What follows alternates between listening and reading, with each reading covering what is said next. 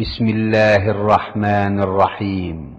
পরম করুণাময় ও অসীম দয়ালু আল্লাহর নামে শুরু। ومن أحسن قولا ممن دعا إلى الله وعمل صالحا وقال إنني من المسلمين.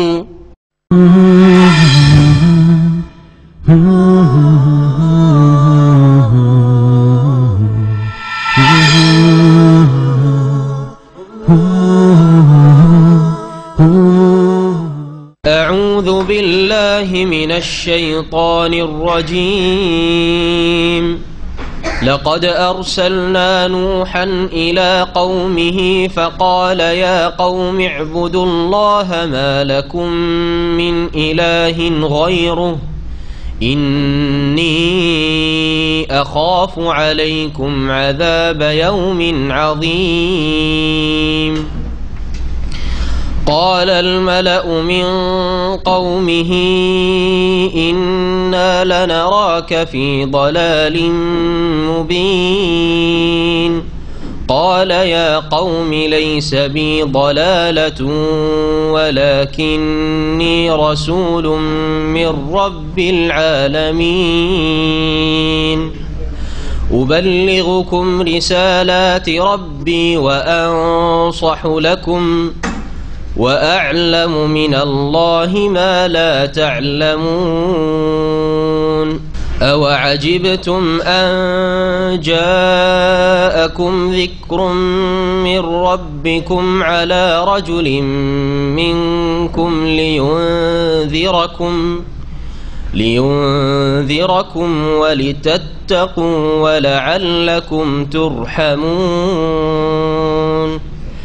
فكذبوه فأنجيناه والذين معه في الفلك وأغرقنا الذين كذبوا بآياتنا إنهم كانوا قوما عمين. وإلى عاد أخاهم هودا قال يا قوم اعبدوا الله ما لكم من إله غيره أفلا تتقون. قال الملأ الذين كفروا من قومه إنا لنراك في سفاهة وإنا لنظنك من الكاذبين. قال يا قوم ليس بي سفاهة ولكني رسول من رب العالمين. أبلغكم رسالات ربي وأنا لكم ناصح أمين. أوعجبتم أن جاءكم ذكر من ربكم على رجل منكم لينذركم واذكروا إذ جعلكم خلفاء من بعد قوم نوح وزادكم في الخلق بسطة فاذكروا آلاء الله لعلكم تفلحون. قالوا أجئتنا لنعبد الله وحده ونذر ما كان يعبد آباؤنا فأتنا بما تعدنا إن كنت من الصادقين. قال قد وقع عليكم من ربكم رجس وغضب أتجادلونني في أسماء سميتموها أنتم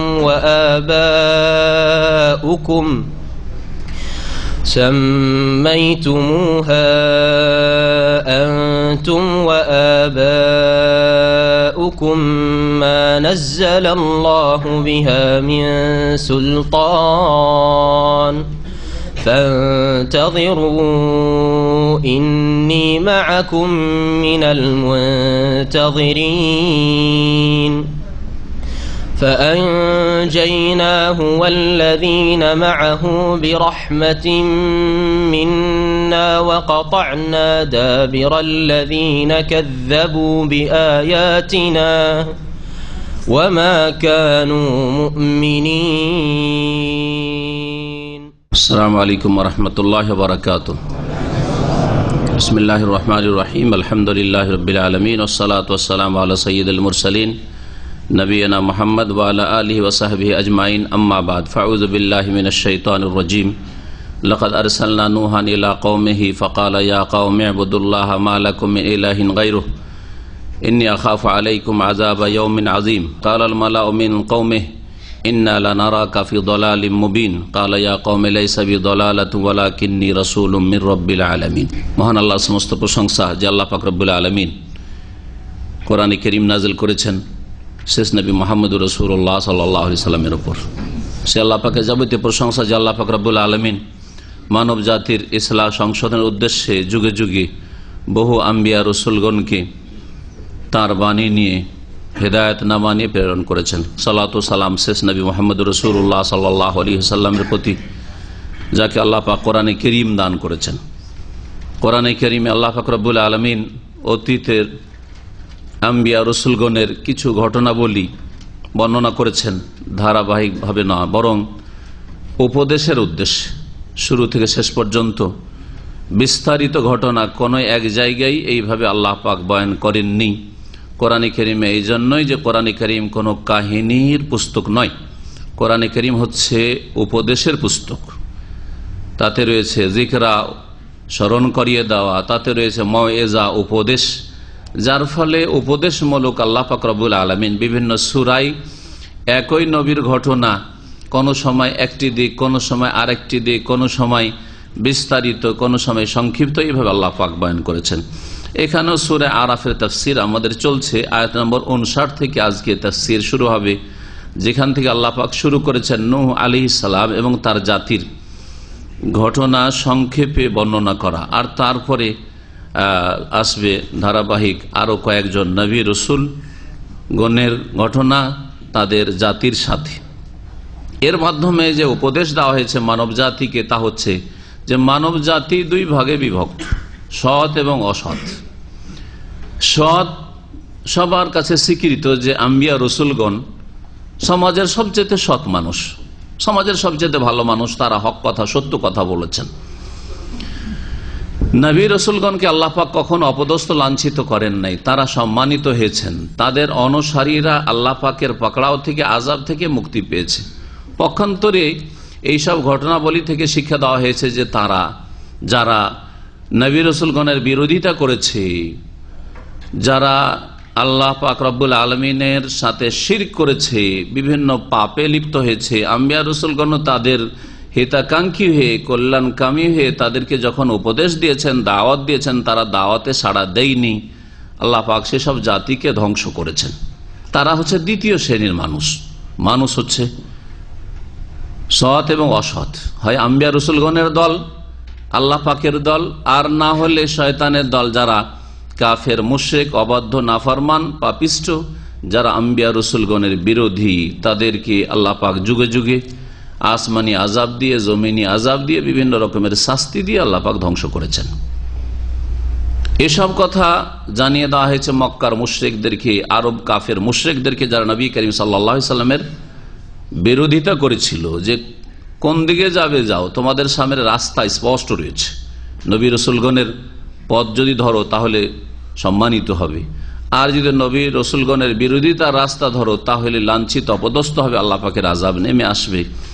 যা এই উম্মতের কাফের যারা, অর্থাৎ নবী করিম সাল্লাল্লাহু আলাইহি সাল্লামের জামানার কাফের, তাদের ওপর যে আযাবগুলি এসছে সেগুলি বদর, ওহদের মাধ্যমে, যেসব জিহাদ ফি সাবিলিল্লাহ হয়েছে, মক্কা বিজয়ের মাধ্যমে, হুনাইনের জিহাদের মাধ্যমে আল্লাহ পাক তাদেরকে লাঞ্ছিত, অপদস্থ করেছেন। এবং আরব জগৎ থেকে আল্লাহ পাক তাদেরকে নিশ্চিহ্ন করে দিয়েছেন, তাদেরকে নিশ্চিহ্ন করে দিয়েছেন। এখন আমরা আসি কোরআনে কারীমের আয়াত নম্বর 59 দিকে। মহান আল্লাহ ইরশাদ করেছেন, লাকাদ আরসালনা নূহান ইলা কওমিহি, নিঃসন্দেহে আমি আল্লাহ নূহকে তার সম্প্রদায়ের কাছে প্রেরণ করেছিলাম। আরসালনা রাসূল করে প্রেরণ করেছিলাম। আরসালা মানে এমনি পাঠানো, প্রেরণ করা। আর আরসালা থেকে রাসূল, যাকে পাঠানো হয় আল্লাহর পক্ষ থেকে, তিনি হচ্ছেন রাসূল, দূত। লাকাদ আরসালনা নূহান ইলা কওমি, আমি রাসূল করে, দূত করে প্রেরণ করেছিলাম নূহ আলাইহিস সালামকে তার জাতির কাছে। ফাকালা, অতঃপর তিনি বলেছিলেন, ইয়া কওমে, হে আমার সম্প্রদায়। ইয়া কওমে আসলে ছিল ইয়া কওমি, ইয়াকে হালকা করার উদ্দেশ্যে হযফ করে দেওয়া হয়েছে, আর মিমের ওপর কাসরা জের রেখে দেওয়া হয়েছে, যাতে বোঝা যায় যে এখানে কি ছিল, ইয়া ছিল। আর না হইলে শুধু যদি কওমকে হে জাতি, হে আমার জাতি নয়, হে যে কোনো জাতি বা হে বিশেষ কোনো জাতি, তাহলে ইয়া কওমও হইতো। যেমন ইয়া রাজুলু, আরবি গ্রামারে ইয়া রাজুলু, ইয়া জায়েদও হয়, কিন্তু ইয়া কওমে যখন বলা হয়েছে তার মানে ইয়া কওমি ছিল। বলছেন আল্লাহ পাক রব্বুল আলামিন, নূহ আলাইহিস সালাম বললেন, ইয়া কওমি, হে আমার সম্প্রদায়, যখন তাকে রাসূল করে পাঠানো হলো, উবুদুল্লাহ, তোমরা মহান আল্লাহর ইবাদত করো, মা লাকুম মিন ইলাহিন গায়রুহু, তার ছাড়া তোমাদের কোনো সত্য উপাস্য নেই। তার ছাড়া যেসব উপাস্য তোমরা ধারণ করেছো, বানিয়ে নিয়েছো, সেগুলি সত্য নয়, সেগুলি মিথ্যে, সেগুলি তোমার বানানো, কল্পিত, সেগুলি আল্লাহর পক্ষ থেকে স্বীকৃত নয়। তাহলে আল্লাহ পাক রব্বুল আলামিনের ইবাদত ছাড়া আর কারো ইবাদত কোন মানব জাতির ইতিহাসে কোন দিনে স্বীকৃত নয়। তাওহীদ হচ্ছে আল্লাহর পক্ষ থেকে স্বীকৃত, নাজিলকৃত, আর শিরক হচ্ছে মানুষের কল্পিত ধর্ম। যে কোনো ধর্মই হোক সেই ধর্মের নাম, কিন্তু শিরকের ধর্ম যদি হয়, বহুত্বের ধর্ম হয়, তাহলে সেটা মানুষের তৈরি করা গড়া। মা লাকুম মিন ইলাহিন গায়রুহু, এটি ছিল সমস্ত নবী রাসূলগণের দাওয়াত। এই জন্য যেসব নবীদের কথা আসছে, প্রত্যেক নবী দাওয়াতের শুরুতে যখন আল্লাহ পাক উল্লেখ করছেন, তাদের দাওয়াতের মৌলিক বিষয় ছিল মা লাকুম মিন ইলাহিন গায়রুহু, তার ছাড়া তোমাদের কোনো ইলাহ, উপাস্য সত্য নেই। এটি হচ্ছে লা ইলাহা ইল্লাল্লাহর অর্থ। মা লাকুম মিন ইলাহ, এটা হচ্ছে নেতিবাচক, নেগেটিভ, তাই না? আর গায়রুহু, তার ছাড়া, আল্লাহর ছাড়া, মানে আল্লাহ হচ্ছেন সত্য মাহবুদ। তো ঠিক ওই কথাই রয়েছে, একটু শব্দের পার্থক্যের সাথে। লা ইলাহা ইল্লাল্লাহ, লা ইলাহা নেতিবাচক আর ইল্লাল্লাহ ইতিবাচক। মা লাকুম মিন ইলাহ আর গায়রুহু, লা ইলাহা ইল্লাল্লাহর যা অর্থ তাই হচ্ছে এই বাক্যটির অর্থ, যা কোরআনে কারীমের এই আয়াত আর এইরকম আম্বিয়া রাসূলগণের প্রত্যেকের দাওয়াতের শুরুতেই এসেছে। নবী মুহাম্মদ রাসূলুল্লাহ সাল্লাল্লাহু আলাইহি ওয়াসাল্লাম যখন দাওয়াত শুরু করেছেন মক্কাতুল মুকাররমে, তখন ইয়া আইয়ুহান নাস, হে মানব সকল, কুলু লা ইলাহা ইল্লাল্লাহ, তোমরা বলো লা ইলাহা ইল্লাল্লাহ, আল্লাহ ছাড়া কোনো সত্য মাবুদ নেই। লা ইলাহা, এসব নেই, এসবকে না করো, ইল্লাল্লাহ, এবং আল্লাহ পাকের ইবাদত ধরো, তুফলিহু, তাতেই তোমরা সফল কাম হবে, কামিয়াব হয়ে যাবে। তো আল্লাহ পাক রব্বুল আলামিন বলছেন নূহ আলাইহিস সালামের ভাষায়, যে তিনি বললেন, ইন্নী আখাফু আলাইকুম আযাবা ইয়াউমিন আযীম, আমি তোমাদের জন্য আশঙ্কা করি, ভয় করি, আযাবা ইয়াউমিন আযীম, মহাদিবসের শাস্তিকে, বা মহাদিবসের শাস্তির। যেই দিনে শাস্তি নেমে আসে সেই দিনটাও বড় কঠিন দিন। এই জন্য এখানে ইয়াউমিনের গুণ হিসাবে, সিফাত হিসাবে আজিমকে নিয়ে আসে, ইয়াউমিন আজিমিন। আসলে আযাবটা হচ্ছে মহাশাস্তি, তাই না? আযাবটা, শাস্তিটা হচ্ছে মহাশাস্তি, কিন্তু মহাশাস্তিটা যেই দিনে নেমে এসেছে কোন জাতির ওপর, সেই দিনটাও তাদের জন্য বড় কঠিন দিন। আরবি গ্রামার এই জন্য ইয়মের সিফাত হিসাবে আজিমকে নিয়ে আসা হয়েছে, আযাবের সিফাত নয়। ইন্নী আখাফু আলাইকুম আযাবা ইয়াউমিন আযীম, আমি তোমাদের প্রতি আশঙ্কা করি, বা তোমাদের জন্য আশঙ্কা করি, ভয় করি, আযাবা ইয়াউমিন আযীম, মহাদিবসের আযাবের শাস্তির। কালাল মালাউ মিন কওমি, উত্তর কি এসেছিল? উত্তর ভালো আসেনি। মেজরিটি অবাধ্য থাকবে, সংখ্যাগরিষ্ঠ আল্লাহর নাফরমানি করবে, আম্বিয়া রাসূলগণ নাফরমানি করবে। এটাই হচ্ছে মানব জাতির বদ চরিত্র। মানব জাতির বদ চরিত্র, খারাপ দিক হচ্ছে যে এদের অধিকাংশই নাফরমান হবে, অধিকাংশই জাহান্নামের ইন্ধন হবে, অধিকাংশই হতভাগা। সুতরাং এই সংখ্যাগরিষ্ঠতার দলিল কোথাও চলবে না, না গণতন্ত্রের নাম দোহাই পেড়ে চলবে, আর না আমাদের দেশের অধিকাংশ আলেম ওলামারা কি বলছে, অধিকাংশ লোকেরা কি বলছে, এসব দোহাই চলে, এসব কিছু চলবে না। চলবে কোরআন এবং হাদিস, আল্লাহ পাক কি বলেছেন, তার রাসূল সাল্লাল্লাহু আলাইহি সাল্লাম কি বলেছেন, এটা হচ্ছে দলিল। ইসলাম কি বলছে, এটা হচ্ছে দলিল। জবাবের ক্ষেত্রে দেখেন, যে কোনো সমাজে দুই শ্রেণীর মানুষ আছে। একটা হচ্ছে নেতা গোছের মানুষ, যারা নেতৃত্ব দেয় সমাজের, সমাজপতি। আর আরেক দল অধীনস্থ, নেতারা যা বলবে, বড়রা যা বলবে তাই করবে, তাদের কোনো সিদ্ধান্ত নেই, তাদের কোনো ক্ষমতা নেই, তারা চাপের মুখে থাকে। সুতরাং দুনিয়াকে রক্ষা করার জন্য তারা সবার সাথে তাল দিয়ে চলে, সবার সাথে তাল দিয়ে চলে। এদের দলটা আবার ভারী, করবেটা কি, কিছু করতেও পারছে না। তো এই জন্য আম্বিয়া রাসূলগণের বিরোধিতা করেছে এই নেতা লোকেরা বেশি, সমাজের প্রধানরা বেশি। আর আম্বিয়াদের অনুসারীরা সব সময় দোয়াফা, দুর্বলরা হইত। যেমন যখন রোম সাম্রাজ্যের রাজার কাছে চিঠি গিয়েছিল, সেখানে নবী করিম সাল্লাল্লাহু আলাইহি সাল্লামের সম্পর্কে জিজ্ঞাসা করা হয়েছিল আবু সুফিয়ানকে, যে ঘটনা রয়েছে, লম্বা ঘটনা, সহিহ বুখারী তাতে রয়েছে। আচ্ছা বলো তো, যে মুহাম্মদ যে নতুন ধর্মের প্রচার করছে, তার অনুসারীরা দোয়াফা না আগনিয়া, বিত্তবান সচ্ছল পয়সাওয়ালার সমাজের নেতারা নাকি দুর্বলরা? বলছে বল দোয়াফা হুম, বরং দুর্বলরা। এটা নবীদের দাওয়াত। নবীদের যারা অনুসারী ওলামায়ে হক, কোরআন সুন্নাহর আলেম, তাদের ক্ষেত্রেও দেখবেন যে তাদের অনুসারীরা প্রথম গরিব শ্রেণীর লোকেরা থাকে। যদি এইরকমটা হয়, জানবেন যে এই দাওয়াতটা সত্য দাওয়াত। এটা বর্তমান যুগে আপনার হেদায়েতের জন্য অত্যন্ত জরুরি, যে তৌহিদ এবং সুন্নতের দাওয়াত, কোরআন এবং হাদিসের দাওয়াতের ক্ষেত্রে কারা আগে সাড়া দিচ্ছে। দেখবেন যে গরিবরা সাড়া দিচ্ছে, সাধারণ মানুষরা সাড়া দিচ্ছে, অল্প বেতনের মানুষরা সাড়া দিচ্ছে। হ্যাঁ, তাহলে জানবেন যে এটি দাওয়াত, হকের দাওয়াত রয়েছে। বুঝা গেছে? মহিলারা সাড়া দিচ্ছে নবী সাল্লাল্লাহু আলাইহি ওয়াসাল্লামের সাথে। ইসলাম গ্রহণ তো মহিলারা, স্বামী ইসলাম গ্রহণ করতে চায় না, মহিলা ইসলাম গ্রহণ করছে। আজকাল দেখেন তৌহিদ এবং সুন্নতের দাওয়াতের ক্ষেত্রে স্ত্রী সহি দাওয়াত গ্রহণ করছে, স্বামী অবাধ্য, স্বামী জুলম অত্যাচার চালাচ্ছে। বহু ঘটনা এরকম দেশ বিদেশ থেকে, সারা বিশ্ব থেকে আমাদের কাছে খবর আসছে কোরআন সুন্নাহ দাওয়াতের ক্ষেত্রে। এটা হচ্ছে কোরআন সুন্নাহর দাওয়াত, সালাফি দাওয়াতের হাক্কানিয়ত, সত্যতার বাস্তব প্রমাণ। পক্ষান্তরে পীরপন্থীদের দাওয়াত দেখেন, সমস্ত বড় বড় পয়সাওয়ালা নেতারা তাদের পিছনে রয়েছে। হ্যাঁ, বড় বড় শক্তিশালীরা তাদের পিছনে রয়েছে। হ্যাঁ জি, এখানে আপনাকে বুঝতে হবে যে কারা আম্বিয়াদের অনুসারী, আর কাদের দাওয়াতটা হচ্ছে দাওয়াতে হক, আর কাদের দাওয়াতটা হচ্ছে বাতিল দাওয়াত। আল্লাহ পাক যেন বুঝার তৌফিক দান করেন এবং আপনাদের প্রত্যেককে আল্লাহ পাক সিরাতে মুস্তাকিমে অটল রাখেন।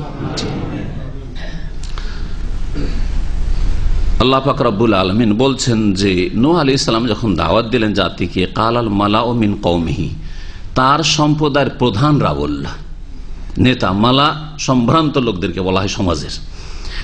তো সমাজে যারা দুনিয়ার দিক থেকে সম্ভ্রান্ত, দিনের দিক থেকে নয়, আল্লাহর কাছে নয়, মানুষের কাছে সম্ভ্রান্ত, জি, সমাজের প্রধানরা বলল, ইন্না লানারাকা ফি দালালিম মুবিন, নিঃসন্দেহে আমরা, হে নূহ, তোমাকে তো দেখতে পাচ্ছি ফি দালালিম মুবিন, সুস্পষ্ট ভ্রষ্টতায়, স্পষ্ট গুমরাহিতে পড়ে আছো তুমি, গুমরাহি। অথচ যেই ব্যক্তি একেবারে হক কথা, আল্লাহর কথা, দুনিয়া আখিরাতের কল্যাণের কথা বলছে, তাকে এই ধরনের কথা বলা, এটা মানুষকে আল্লাহ বিবেক বুদ্ধি দেওয়ার পরেও এইরকম কথা বলে, কেন এই কথা বেরোয়? এর কারণ হচ্ছে একমাত্র শিরকে নিমজ্জিত হওয়া।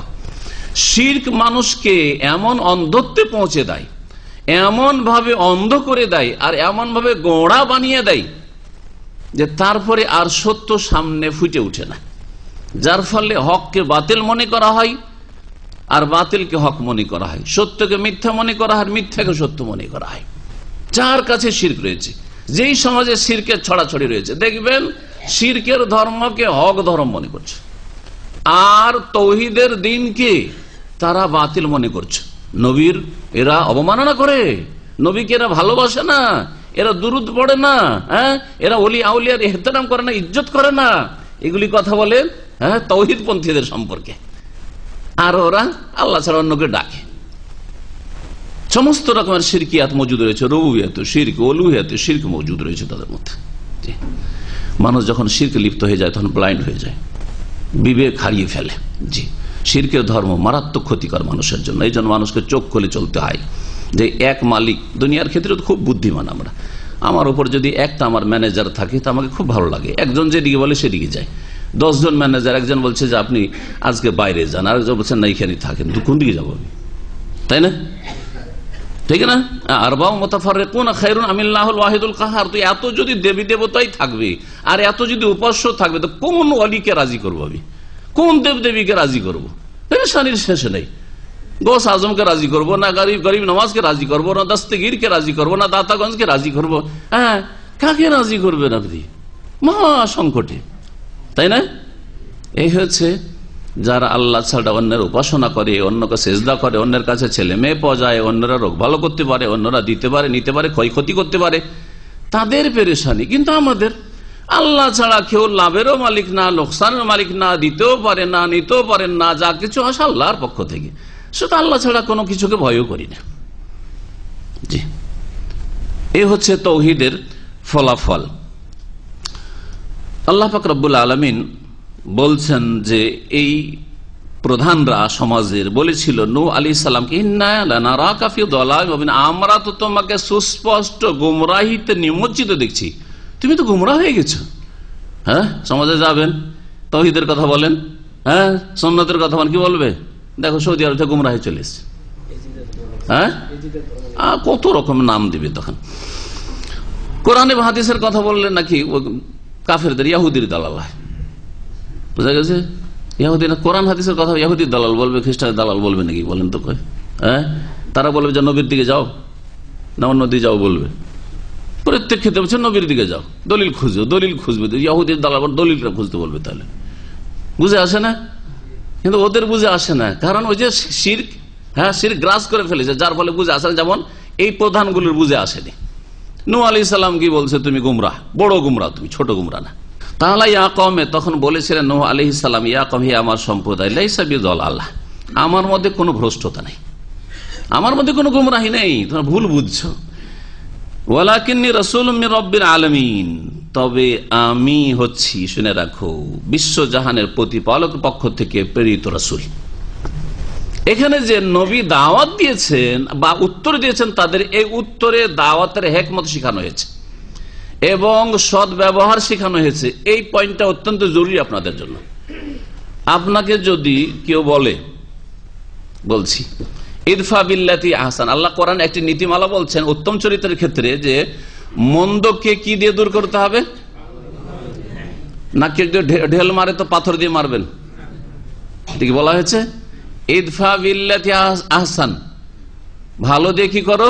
মন্দকে দূর করো। রাস্তা দিয়ে চলছেন, একটু হয়তো ভুল হয়ে গেছে অথবা হয়নি, ওর ধারণায় আপনি ভুল করেছেন। আপনাকে বলল যে তুমি কি গাধা, বা তুমি কি পাগল নাকি, মজনুন, বলে না? বলে না?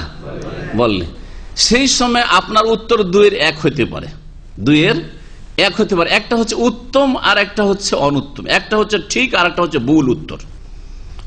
সহি উত্তর কি? সঠিক উত্তর এই আয়াতে রয়েছে। ভাই আমি গাধা নই, মানুষ। আমি কি, যদি কে বলে তুমি কি গাধা বা তুমি কি পাগল, প্রথম যদি গাধা বলে তো বলবেন যে না ভাই আমি তো মানুষ, বুঝা গেছে, আমি মানুষ। একজন শেখ এরকম যাচ্ছে আর একজন বেয়াদব এসে ওকে যা হোক হয়তো ওভারটেক করেছে বা কিছু করেছে, বলছেন তো হেমার, তখন চেহারাটার দিকে, বডিটার দিকে একটু দেখে বলছে লালা আনা ইনসান। এইখানকার ঘটনা, জি জি কয়েক বছরের ঘটনা বললাম। আমি আলহামদুলিল্লাহ, তো গাধার মতো তো লাগে রে, দেখে কিরকম লাগে, মানুষ লাগে। আর কিছু করবে, মারামারি করবে, মারামারি করবে, করবে না। কিন্তু যদি বলেন যে আমি গাধা না তুই গাধা, বলে আনতা হেমার, এটা আর একটা উত্তর। কি হবে বলেন দেখি, কি হবে? মারামারি হবে না? হবে না? লাফ দিয়ে গাড়ি ছেড়ে নেবে যে রাস্তা বন্ধ করে দিয়ে, সবার জন্য রাস্তা বন্ধ, মারামারি শুরু হয়ে গেছে, ঠিক না? গাড়ি থেকে লাঠি বের করছে, রড বের করছে, মারামারি করছে, করে না? করে না? জি হ্যাঁ, হবে না? হবে না? তাহলে আদব শিখলেন, দাওয়াতি আদব বা চলাফেরা, শুধু দাওয়াতি না, দুনিয়ার ক্ষেত্রে চলাফেরার আদব নূহ আলাইহিস সালাম শিখিয়েছেন। কি বলছেন? ইয়া কওমি, হে আমার সম্প্রদায়, লাইসা বিদালাল্লাহ, আমার মধ্যে ভ্রষ্টতা নেই, হ্যাঁ আমি গুমরাহ নই, আমার মধ্যে আমি ঠিকই আছি, আমার মধ্যে গুমরাহি নেই। পক্ষান্তরে যদি উত্তর দিতেন এরকম যে তোমরা গুমরা, আমাকে গুমরা বলছো, বল আনতুম ফি দালাল, এরকম বললেন না তো। আসলেই তো তারা গুমরা, গুমরা নয় কি তারা? জাতি তো গুমরা, কিন্তু গুমরা তারপরে ওই ভাষা দিয়ে বললেন যে তোমরা আমাকে গুমরা বলছো, আমি গুমরা নাই। বোঝা গেছে? এটা হচ্ছে হেকমত, দাওয়াতের ক্ষেত্রে হেকমত। কারণ আপনার উদ্দেশ্য কি? আক্রোশ মিটানো না সংশোধন করা? হ্যাঁ, যে কিছু বলেই নি, এটা সুযোগ বেশি তো বলেই নি মন ভরে, এটা উদ্দেশ্য না ইসলাহ করার উদ্দেশ্য? সংশোধন করার উদ্দেশ্য। হ্যাঁ, তো ভাঙন ধরাবেন না আপনি, বড় সমস্যা বেশি বাড়াবেন না, সমস্যাকে কমাবার চেষ্টা করবেন। ওয়ালাকিন্নী রাসূলুম মির রাব্বিল আলামিন, রব্বুল আলামিনের পক্ষ থেকে আমি রাসূল হয়ে এসেছি। ওয়াবাল্লিগুকুম রিসালাতি রব্বি, আমার রবের, আমার প্রতিপালকের মেসেজ, পেগাম সমূহ আমি তোমাদেরকে পৌঁছে দিচ্ছি। ওয়া আনসাহু লাকুম, এবং আমি তোমাদের কল্যাণ কামনা করছি, আমি তোমাদের হিতাকাঙ্ক্ষী। ওয়া আ'লামু মিনাল্লাহি মা লা তা'লামুন, এবং আল্লাহর পক্ষ থেকে আমি এমন কিছু জেনেছি বা জানছি যা তোমরা জানো না। আমি আল্লাহর পক্ষ থেকে এমন কিছু জানছি যা তোমরা জানো না। চোখের আড়াল সম্পর্কে, গায়েব সম্পর্কে, ওহী সম্পর্কে, আল্লাহ পাকের ওয়াহদানিয়াত সম্পর্কে, আল্লাহ পাকের রব্বের নাম গুণাবলী সম্পর্কে, আল্লাহর আযাব সম্পর্কে, আল্লাহ পাকের নিয়ামত সম্পর্কে, আখিরাত সম্পর্কে, মওতের পরের জীবন সম্পর্কে, দিন সম্পর্কে, মানুষের জীবনের সার্বিক কল্যাণ সম্পর্কে। ওয়া আ'লামু মিনাল্লাহি মা লা তা'লামুন, আল্লাহর তরফ থেকে এমন কিছু আমাকে জানানো হয়েছে, জানি বা জানছি যা তোমরা জানো না, অবুঝ, সেই জন্য মানতে চাইছো না।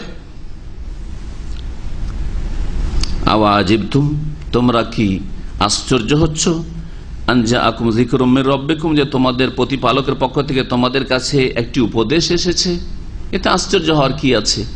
উপদেশ তোমাদের কল্যাণের জন্য এসেছে। আলা রাজুলিম মিনকুম, তোমাদের মধ্যেকার একজন সাধারণ মানুষের উপর, সেই জন্য। আরে এ আবার কখন থেকে নবী হইল? হ্যাঁ, এ আবার কখন থেকে নবী হইল? আপনারা দেশে গেলে এরকমই, আরে ই কখন থেকে হুজুর হইল? হ্যাঁ, সৌদি আরবে দাঁড়িয়ে নিয়ে চলে এসছে, কিছুদিন আগে তো দাঁড়িয়ে ছিল না, দাঁড়িয়ে নিয়ে চলে এসে দেখো এখন এটা শিরিক, এটা বিদআত, এটা তাওহীদ, এটা সুন্নাত, এইরকম করতে হবে, এরকম করতে হবে না, এরকম নামাজ পড়তে হবে। কোন মাদ্রাসা পড়েছো তুমি? হ্যাঁ, কত বড় ডিগ্রি আছে তোমার কাছে? হ্যাঁ, বলে না, বলেন না। এগুলি কাদের কথা? এগুলি মুসলিমদের কথা নয় ভাই। কোরআন হাদিসের এলেম তোমার মধ্যে সীমাবদ্ধ নয়। কোরআনে ও হাদিস শিখার, ইসলাম শিখার সবার অধিকার রয়েছে, সবার অধিকার রয়েছে। আরে ক্লিনারের অধিকার রয়েছে কোরআন হাদিস শিখার। যদি তোমার শুধু অধিকার রয়েছে যে মাদ্রাসায় পড়েছিস যেন তুমি দিনের কথা বলবে, আর কারো বলার অধিকার নাই? যার যতটা এলেম আছে ততটা তার বলার অধিকার রয়েছে, প্রচার করার, বরং অধিকারই নয়, বরং তাকে হুকুম রয়েছে, তার উপর ফরজিয়াত, ফরজ যে তুমি জাতির কাছে পৌঁছাও। বাল্লিগ মা উনজিলা ইলাইকা মির রাব্বিক, রবের পক্ষ থেকে যা কিছু নেমে এসেছে তা পৌঁছাও।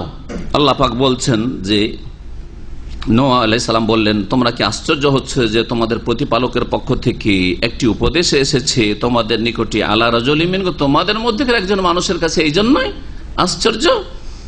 লিউনজিরাকুম, যাতে করে তিনি তোমাদেরকে সতর্ক করেন, ওয়ালিতাত্তাকু, আর যাতে করে তোমরা পাপ মুক্ত হইতে পারো, আল্লাহ ভীরু হইতে পারো, তাকওয়া অর্জন করতে পারো, ওয়ালাআল্লাকুম তুরহামুন, যাতে করে তোমাদের উপর দয়া করা হয় আল্লাহর পক্ষ থেকে। তো তোমাদের তো কল্যাণ নিয়ে এসছে, তোমাদের তো কল্যাণ নিয়ে এসছে, পাপ থেকে বাঁচবে, তোমরা সতর্ক হবে, যাতে আল্লাহ পাকের রহমত তোমাদের উপর হবে, আল্লাহ গজব নামবে না। ফাকাজ্জাবুহু, কিন্তু জাতির লোকেরা তাকে মিথ্যা সাব্যস্ত করলো। কাজ্জাবা ইউকাজ্জাবু মানে মিথ্যা প্রতিপন্ন করা, কাউকে মিথ্যুক মনে করা। ফানজাইনাহু, সুতরাং তাকে আমি মুক্তি দান করলাম, নূহ আলাইহিস সালামকে। ওয়াল্লাযীনা মাআহু, এবং যারা তার সাথে তার অনুসারী ছিল, ফিল ফুলকি, পানি জাহাজে উঠিয়ে, ফুলক পানি জাহাজকে বলা হয়, নৌকাকে বলা হয়।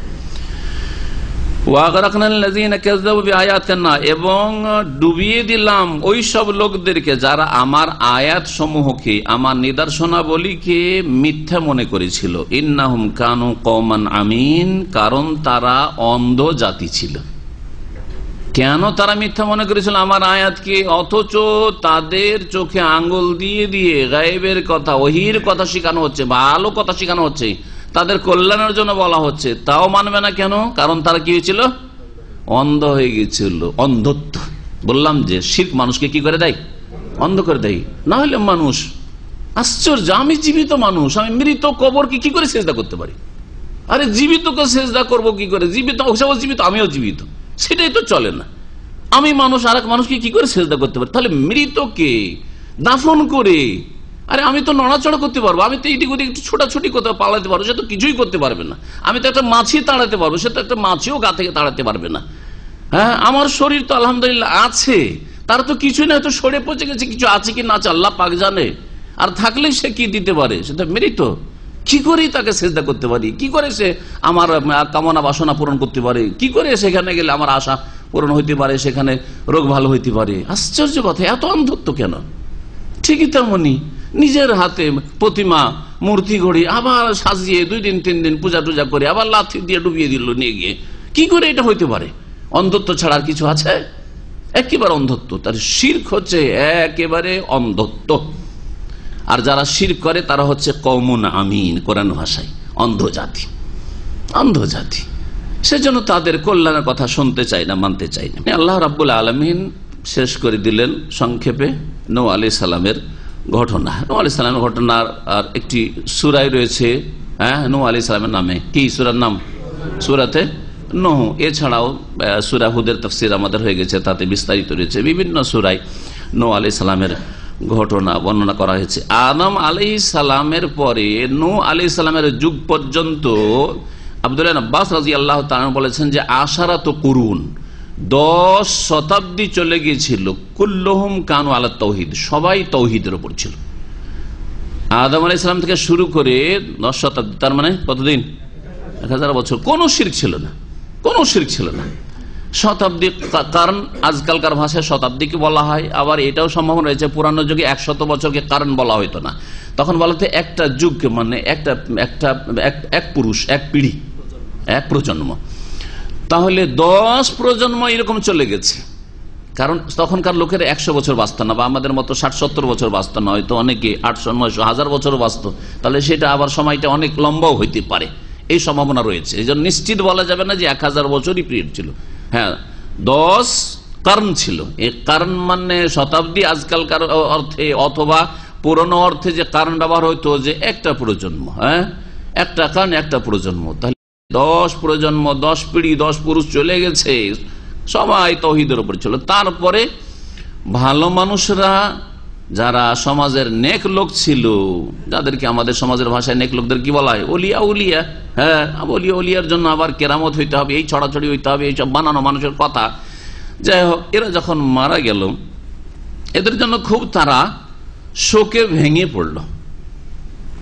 তখন তাদেরকে শয়তান কুমন্ত্রণা দিল, সে কারো রূপ ধরে আসুক, আর যেভাবে আসুক না কেন, ওয়াসওয়াসা দিল, শিখালো যে এক কাজ করো, যেই জায়গাগুলিতে বসে বসে তারা ইবাদত বন্দি করতো, সেই জায়গাগুলিতে তোমরা উপাসনালয় তৈরি করে নাও, মসজিদ তৈরি করে নাও, ইবাদতখানা তৈরি করে নাও। এই এক একটা জায়গাতে এক একজন নেক বান্দা ওখানে আল্লাহ পাকের ইবাদত বন্দি করতেন সেই যুগে।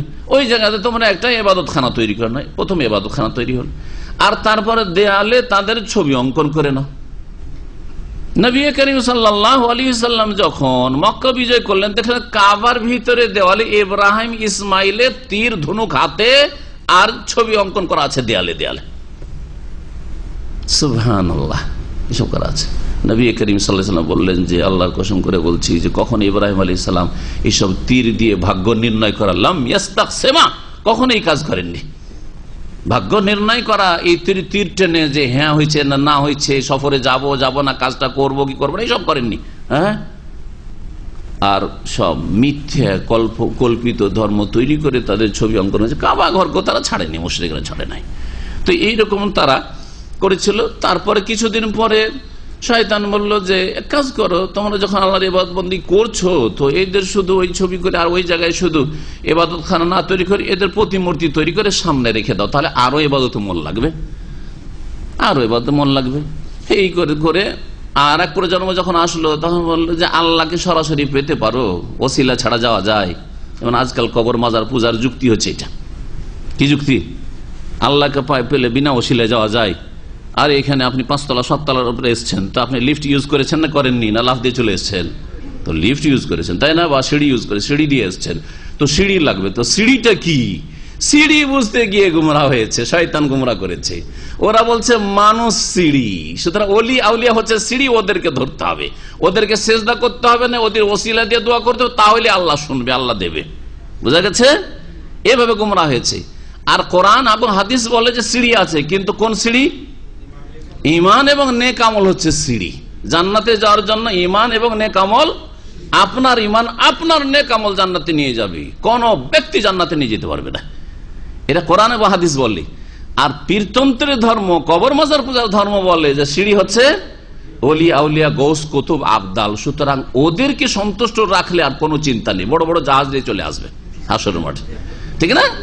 হ্যাঁ হ্যাঁ হ্যাঁ, দেখলেন পার্থক্য, তাওহীদ আর শিরকের ধর্মের পার্থক্য। জি হ্যাঁ, তো এই করেছিল শয়তান নূহ আলাইহিস সালামের পূর্বের জাতি, যেই জাতির জন্য তিনি প্রেরিত হয়ে রসুল হয়ে, তাদের জন্য কি করছো? আল্লাহকে পাওয়া যায় সরাসরি, এইসবকে সেজদা করো, হ্যাঁ, তাহলে এরা আল্লাহর কাছ থেকে নিয়ে দেবে, আল্লাহর সান্নিধ্য লাভ করিয়ে দেবে। এইভাবেই তো মূর্তি পূজা শুরু হয়েছে। তাই তো সূরা জুমার আল্লাহ বলেছেন যে মুশরিকরা বলতো, আল্লাযীনা ইত্তাখাযু মিন দুনিহিম আউলিয়া মা না'বুদুহুম, ওরা বলতো আমরা তো পূজা করি না। কবর মাজারে যারা সেজদা করে ওদেরকেও কবর পূজার কথা বলেন, কি অন্যায় কথা বলেন আপনি। আমরা কবর পূজা করি, হিন্দুরা পূজা করে, আমরা পূজা করি, আমরা ওলি আউলিয়াকে ওসিলা মনে করি, ওদের মাধ্যমে আল্লাহকে পেতে চাই। হ্যাঁ, ওরা আল্লাহর কাছে পৌঁছে দিবে আমাদেরকে। একই কথা তো মক্কার মুশরিকরা বলতো, মা না'বুদুহুম, আমরা পূজা করি না, ইল্লা লিয়ুকাররিবুনা ইলাল্লাহি যুলফা, এগুলো কাজ এই জন্যই করি যাতে করে আল্লাহ পাকের নিকটবর্তী আমাদেরকে করে দিতে পারে, এটা আল্লাহর কাছাকাছি করে দিবে, আল্লাহর কাছে পৌঁছে দিবে। এরা হচ্ছে ওসিলা। কাছাকাছি কিসে করে? ওসিলাতে না করে, ওসিলাতে করে, তাই না? ওসিলা হিসাবে এই ওসিলার নাম দিয়ে যুগে যুগে সমস্ত জাতির মধ্যে শিরকের অনুপ্রবেশ হয়েছে। এখানে আল্লামা ইবনে কাসির রাহমাতুল্লাহ আলাইহি উল্লেখ করেছেন যে নূহ আলাইহিস সালাম আদম আলাইহিস সালামের পরে প্রথম রাসূল, মানব জাতির হেদায়েতের জন্য প্রেরিত হয়েছিলেন। এবং আব্দুল্লাহ বিন আব্বাস রাদিয়াল্লাহু তাআলা তার সম্পর্কে বলছেন যে ওয়াকানা আউয়ালু মা উবিদাতিল আসনাম আন্না কওমান সালিহিন মাদু ফাবানা কওমাহু আলাইহি মাসাজিদা ওয়া সাওয়ারু সূরাতা উলাইকা ফিহা লিয়াতাযাক্কারু হালাহু ওয়া ইবাদাতুহু ফায়াতাশাব্বাহু বিহিম ফালাম্মা তাআলা যামানু জাআলু আজসাদান আলা তিলকা সুওয়ার ফালাম্মা তামাদা যামানু আবাদু তিলকাল আসনাম ওয়া সাম্মুহা বিআসমাই উলাইকা সালিহিন। যে কথাগুলি বললাম ওই কথাগুলিতে বলছেন আব্দুল্লাহ বিন আব্বাস রাদিয়াল্লাহু তাআলা, সহিহ বুখারীতে রয়েছে যে প্রথম মূর্তি পূজা কেমন করে শুরু হলো, কিছু নেক লোকেরা মারা গেল, মাতু ফাবানা কওম আলাইহি মাসাজিদা, মসজিদ তৈরি করা হইল, ওয়াসাওয়ারু সূরাতা উলাইকা ফিহা, ওই মসজিদের দেয়ালে দেয়ালে তাদের ছবিগুলো অঙ্কন করা হইল, লিয়াতাযাক্কারু হালাম, যাতে করে তাদের ইবাদত বন্দেগীর কথা স্মরণ হয় যে এরা এত কঠোর পরিশ্রম করে ইবাদত বন্দেগী করতো, এরা এত নেক লোক ছিল, আমাদেরকে এরকম নেক জীবন যাপন করতে হবে। ফায়াতাশাব্বাহু বিহিম, যাতে করে তাদের অনুসারী হইতে পারে। ফালাম্মা তাআলা জামান, বেশ কিছুদিন যখন দীর্ঘ সময় অতিক্রম করে গেল, জাআলু আজসাদান আলা তিলকা সুওয়ার, তখন ওই ছবিগুলিকে সামনে রেখে মূর্তি তৈরি করলো, জি প্রতিমা তৈরি করলো। তারপরে কি হলো, ওয়াসাম্মুহা বিআসমাই উলাইকা, তারপরে যার যার ওই যে ছবিটা দেখে কি করেছিল, মূর্তি তৈরি করেছিল, ওই নাম দিল যে এটা অমুক অমুক অমুক, ওইটা অমুক। লোকগুলি কে ছিল? হ্যাঁ, নেক লোক ছিল, আল্লাহর নেক বান্দা, ওলি আউলিয়া ছিল। ওই লোকগুলির মূর্তি তৈরি করার পরে নাম দিল যে এটা ওয়াদ, এটা সুয়া, এটা ইয়াগুস, এটা ইয়াউক, এটা নাসর। এই 5টি বড় বড় মূর্তির পূজা শুরু হইল নূহ আলাইহিস সালামের পূর্ব যুগে। আল্লাহ পাক তখন এই মুশরিক জাতিকে হেদায়েত করার জন্য নূহ আলাইহিস সালাম পাঠালেন। মনে রাখবেন যে কোনো মূর্তি প্রতিমার পূজা শুরু হয়েছে অথবা কবর মাজারের পূজা শুরু হয়েছে, কবরের পূজা করে না, ওই মূর্তির পূজা করেন না, তার পিছনে কি আছে? কোন একজন ব্যক্তি আছে, সে সৎক আর অসৎক, তাদের ধারণাই সেই ব্যক্তি পূজনীয়। হ্যাঁ, সেই ব্যক্তির কাছে কিছু পাওয়া যেতে পারে, যেই নাম দিয়ে বলেন, হিন্দুদের ভাষা দিয়ে বলেন, আর মুসলিমদের মধ্যে যারা শিরক করছে কবর মাজারে তাদের ভাষা দিয়ে বলেন, এর মাধ্যমে কিছু পাওয়া যেতে পারে, যার ফলে কি করা হয়, মূর্তির আকারে অথবা কবরটাকে পাকা করে কত চাদর চড়িয়ে, ফুল টুল চড়িয়ে, তার গম্বুজ টুম্বুজ বানিয়ে, তারপরে তখন সেজদা করা, তার কাছে চাওয়া, দোয়া করা, তাকে ডাকা, এইসব শুরু হয়। এরা দাতা, বিভিন্ন নাম দিয়ে দেওয়া হয়। আর এগুলোর ক্ষেত্রে ওয়াসওয়াসা কে দিয়েছে? জিন শয়তান ওয়াসওয়াসা কুমন্ত্রণ দিয়েছে। এই জন্য আল্লাহ ছাড়া অন্যের উপাসনা পূজাকে শয়তানের ইবাদত বলে কোরআনে কারীমের একাধিক আয়াতে আখ্যায়িত করা হয়েছে। তার মধ্যে ইব্রাহিম আলাইহিস সালামের দাওয়াত, ইয়া আবাতি লা তা'বুদিশ শাইতান, বাপকে সম্বোধন করে সূরা মারইয়ামে ইব্রাহিম আলাইহিস সালামের কথা আল্লাহ পাক উল্লেখ করেছেন। ইব্রাহিম আলাইহিস সালাম বলছেন, হে আব্বা, লা তা'বুদিশ শাইতান, শয়তানের পূজা করিয়েন না। তো ইব্রাহিমের বাপ আজর কি শয়তানের পূজা করতো? হ্যাঁ, কিন্তু শয়তান যেহেতু এই মূর্তি পূজাকে আবিষ্কার করেছে, মগজে ঢুকিয়েছে, যার ফলে এটা হচ্ছে শয়তানের পূজা। শয়তানের পূজা, আল্লাহ ছাড়া অন্যের ইবাদত হচ্ছে শয়তানের উপাসনা করা। যখন এই লোকগুলি মারা গেল তখন ওদের ধীরে ধীরে ধীরে কি হয়ে গেল, মূর্তি তৈরি করে নাম দেওয়া হইলো ওই লোক, নেক লোকগুলির নাম ওয়াদ, সুয়া, ইয়াগুস, ওয়ায়াক, নাসর। ফালামা তাফাকামাল আমরু, যখন একেবারে এমন বিস্তার লাভ করলো শিরক, বাস আল্লাহ সুবহানাহু ওয়া তাআলা রাসূলাহু নূহান, তারপরে আল্লাহ পাক রব্বুল আলামিন মানব জাতির কল্যাণের জন্য, হেদায়েতের জন্য তার রাসূল নূহ আলাইহিস সালামকে পাঠালেন। ফামারহুম বিইবাদাতিল্লাহি ওয়াহদাহু লা শারীকা লাহু, এক আল্লাহ ওয়াহদাহু লা শারীকা লাহুর ইবাদতের নির্দেশ দান করলেন। এবারে আমরা আদ সম্প্রদায়ের কথা শুরু করব। আল্লাহ পাক রব্বুল আলামিন তারপরে আয়াত নম্বর 65 থেকে শুরু করছেন আদ সম্প্রদায়ের কথা, যাদের নবী ছিলেন কে? হুদ আলাইহিস সালাম। আদ সম্প্রদায়ের নবী হচ্ছেন হুদ আলাইহিস সালাম। নূহ আলাইহিস সালামের যুগে, খুব প্রাচীন যুগে, নূহ আলাইহিস সালামের যুগের পরে যে প্রাচীনতম জাতি, সেই জাতি হচ্ছে এই আদ সম্প্রদায়, আদ জাতি। এই আদ সম্প্রদায়ের হেদায়েতের জন্য আল্লাহ পাক রব্বুল আলামিন কি করেছিলেন? হুদ আলাইহিস সালামকে রাসূল করে পাঠিয়েছিলেন। আল্লাহ পাক বলছে, ওয়াইলা আদিন আখাহুম হুদা, আর আদ সম্প্রদায়ের উদ্দেশ্যে আমি প্রেরণ করেছিলাম। ওখানে রয়েছে আরসালনা, লাকাদ আরসালনা, একবার লাকাদ আরসালনা নূহান বলে দিয়ে আল্লাহ পাক ওর উপর আতফ করেছেন, আরবি গ্রাম আতফ বলা হয়, অর্থাৎ এখানে উজ্জ আছে। সংক্ষেপে কি, ওয়া আরসালনা ইলা আদিন আখাহুম হুদান, ওয়া আরসালনা, এবং আমি প্রেরণ করেছিলাম আদ সম্প্রদায়ের উদ্দেশ্যে, আখাও, তাদের ভাই হুদ আলাইহিস সালামকে, তাদের ভাই হুদ আলাইহিস সালামকে। তো তাদের ভাই কেন বলা হলো? কাফেরা মুসলিম কি ভাই হয় না? ইন্নামাল মুমিনুনা ইখওয়া, সূরা হুজরাত আছে ইন্নামাল মুমিনুনা, এ ভিন্ন নয়, ইন্নামান এই ভিন্ন নয়, যেটা বলছি এই ভিন্ন অন্য কিছু নয়, এটা হচ্ছে ইন্নামার অর্থ হাসর। জি, আল মুমিনুনা ইখওয়া, যে মুমিনরা পরস্পর ভাই। তাহলে মুমিন মুমিনের ভাই বোন হইতে পারে, মুমিন কাফেরের ভাই হইতে পারে না। এটা হচ্ছে কোরআনের সূরা হুজরাতের ঘোষণা আল্লাহ পাক রব্বুল আলামিন। আবার এখানে বলছেন ওয়াইলা আদিন আখুদা। আর এই আয়াতটি এক শ্রেণীর মডার্নদের জন্য, যারা ইসলামকে মডিফাইড করে নিজে সেই কোরআন এবং হাদিসের ইসলাম না মেনে তারা একটু আজকাল যুগোপযোগী ইসলাম মানতে চায়, এইরকম রয়েছে কিছু লোকেরা। ওরা কাফেরদেরকে কি বলে, ভাই আমার এই খ্রিস্টান এক ভাই ছিল, ও যে আমার কোম্পানিতে ছিল, যে আমার এক ইহুদি ভাই ছিল, এক আমার হিন্দু ভাই ছিল, যে আমার ওর সাথে বন্ধুত্ব ছিল। এবার বন্ধুত্ব যখন তো হলো, বন্ধুত্ব আন্তরিকতার বন্ধুত্ব ওটাও জায়েজ না, আর ভাই বলাও জায়েজ নাই। হ্যাঁ, সৎ ব্যবহার জায়েজ, খারাপ ব্যবহার হারাম। কোন অমুসলিমের সাথে খারাপ ব্যবহার করা যাবে না, যেমন মুসলিমের সাথে করা যাবে না। বুঝেছেন না? ইসলাম খারাপ ব্যবহার, খারাপ আচরণ করতে নিষেধ করেছেন, হারাম করেছেন। বরং আল বিররু ওয়াল ইহসানু, সৎ ব্যবহার এবং তাদের উপকার করা, ইহসান করা, তাদের কল্যাণ কামী হওয়ার আল্লাহ পাক নির্দেশ দেন। আনতাবাররুহুম ওয়া তুকসিতু ইলাইহিম বির ওয়াল কিসত, এবং ন্যায় নীতি অবলম্বন করতে বলা হয়েছে। যোগ্যতার ভিত্তিতে তাকে স্যালারি দেবেন, এই নয় যে ধর্মের ভিত্তিতে কাউকে স্যালারি দেবেন। বুঝা গেছে? এটা হচ্ছে ইনসাফ, যার যেমন যোগ্যতা রয়েছে। কিন্তু আপনি ভালোবাসা বলছেন অমুক আমার বন্ধু, সে আমার ভাই, হ্যাঁ আমাদের দেশি ভাই না, দেশি ভাই নয়, দেশি ভাই হইতে পারে না। এটা হচ্ছে জাতীয়তা, যেটা ইসলাম বিরোধী জাতীয়তা, যে দেশি হলে ভাই ভাই, মুসলিম হলে ভাই কি হয়, সেখানকারই ভাই মুসলিম হোক, সে মুসলিম হলে ভাই হয়, কিন্তু দেশি হলে ভাই হয় না। জি, এই আয়াতে সংশয় সৃষ্টি করেছে তাদের জন্য। আয়াত কে বুঝতে ভুল করেছে, কোরআনে কারীমের সূরা হুজরাতের আয়াত আল্লাহ পাক রব্বুল আলামিনের বিধান, তাই না? আল্লাহ পাকের ঘোষণা ইন্নামাল মুমিনুনা ইখওয়া। আর এখানে হুদ আলাইহিস সালামের সাথে তার জাতির যে ঘটনা ঘটেছিল সেটা বয়ান করতে গিয়ে বলছেন তাদের ভাই হুদ, এ কথা বলা হয়েছে। তাহলে কথাটিকে বুঝতে হবে, দুটো আয়াতের সমন্বয় করতে হবে। এখানে ভাই বলতে একটি তাফসীর হচ্ছে যে তাদের বংশীয় ভাই, তাদের বংশীয় গোত্রীয় রক্তের ভাই, রক্তের ভাই হইতে পারে। আপনার বংশের ভাই, আপনার মায়ের পেটের ভাই, কিন্তু কবর মাজার পূজা করে, তা আপনার ভাই না, রক্তের ভাই, কিন্তু আপনার দিনী ভাই না সে।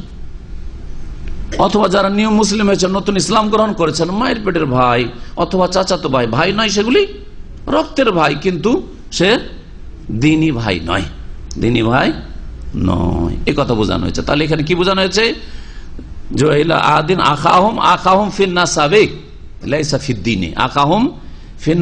বংশের ক্ষেত্রে তাদের ভাই, দিনের ক্ষেত্রে নয়। আর আসল ভ্রাতৃত্ব হচ্ছে দিনী ভ্রাতৃত্ব। আর একটি ব্যাখ্যা কোন কোন তাফসীরকাররা করেছেন, সেটা হচ্ছে যে আদ সম্প্রদায়ের যুগ কত প্রাচীন যুগ, হ্যাঁ, কত পুরাতন যুগের কথা। তখনকার দিন আর এখনকার দিনই এক। তখনকার যুগে মেলা কিছু বিধানে পার্থক্য ছিল, ছিল কি ছিল না? দিনের মৌলিক বিষয়গুলি এক ছিল। আল্লাহ এক, পরকাল সত্য, জান্নাত জাহান্নাম সত্য, তাই না? আল্লাহ পাক দুনিয়াকে কর্মজগৎ করেছেন, আর পরকাল হচ্ছে বদলার জগৎ। এগুলি মৌলিক বিষয়গুলি, হ্যাঁ, ইমানিয়াতের বিষয়। বাকি ইবাদত বন্দেগীর নিয়ম তরিকা, হালাল হারাম, জায়েজ না জায়েজ, মেলা পার্থক্য ছিল, কি ছিল না? মেলা পার্থক্য ছিল। আদম আলাইহিস সালামের আওলাদের মধ্যে ভাই বোনে বিয়ে হইতো, এখন জায়েজ নাকি?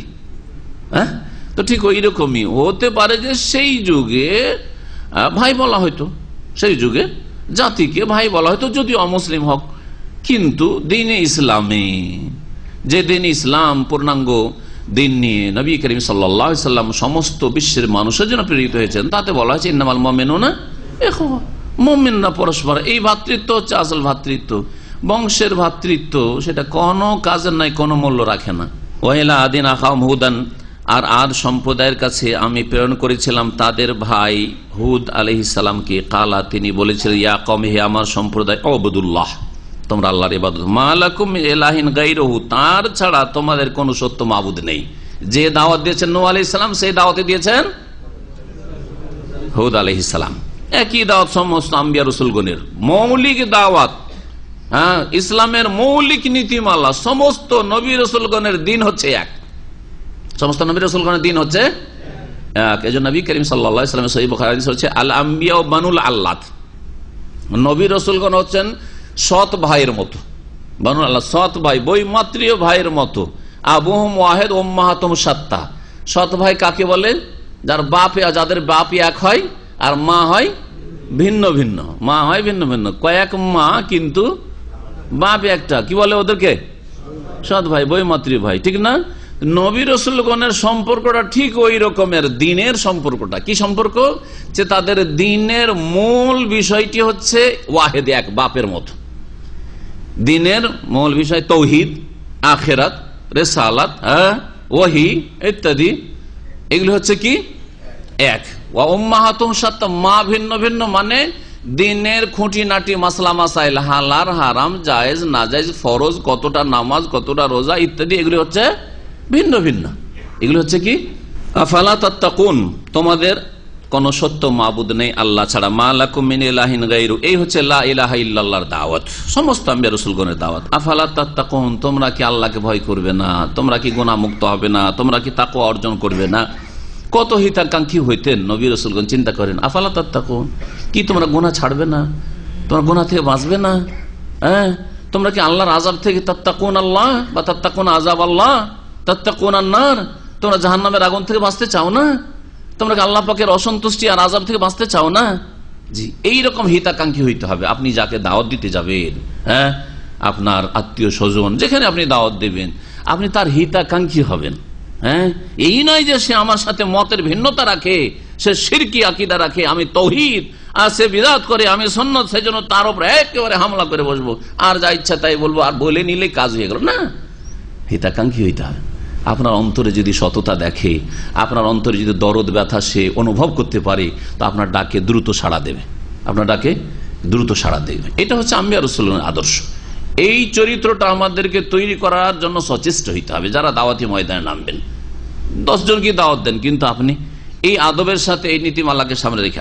আল্লাহ পাক রব্বুল আলামিন বলছেন তারপরে, কালাল মালাউল্লাযিনা কাফারু মিন কওমিহি, হুদ আলাইহিস সালামের সম্প্রদায়ের কাফের প্রধানরা বলল, সবসময় প্রধানরা বিরোধিতা করেছে, সবসময় নেতারা বিরোধিতা করেছে, ইন্না লানারাকা ফি সাফাহা, নিশ্চয়ই আমরা তোমাকে বড় নির্বুদ্ধিতায় দেখছি। সাফাহাতুন সাফিহুন থেকে, সাফিহুন হচ্ছে সিফাতে মুসাব্বাহ ইসম ফাইলের অর্থ, সাফিহুন বলে বোকা লোককে। তোমাকে তো বোকা লাগছে দেখে, নবীকে বোকা বলছে, কথা বলছে। তো নবীকে গাল দিয়েছে কাফের জাতিরা, তো আমাদের গাল দিতে কি হলো? গাল দিতে পারে না? হ্যাঁ, নবীর তরিকায় থাকলে গাল খেতে হবে।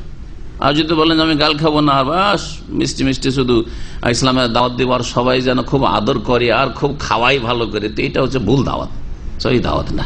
হ্যাঁ, সহি দাওয়াত না। সবাইকে রাজি রাখবার, কেউ যেন গাল না দেয় ভাই, কেউ যেন অসন্তুষ্টি চটে না যায়, কেউ যেন রাগ না করে, কেউ যেন কিছু কমেন্ট না করে, না, ভুল দাওয়াত একবারে। নিঃসন্দেহে তোমাকে আমরা নির্বুদ্ধিতায় দেখছি। এই সাফাহাতুন থেকেই সাফিহুন সুফাহা, সায়াকুলুস সুফাহা মিনান নাস, দ্বিতীয় পারার প্রথম আয়াতে রয়েছে। যারা মূর্খ লোক, নির্বোধ লোক, বোকা লোক, তারা বলবে সুফাহা মিনান নাস।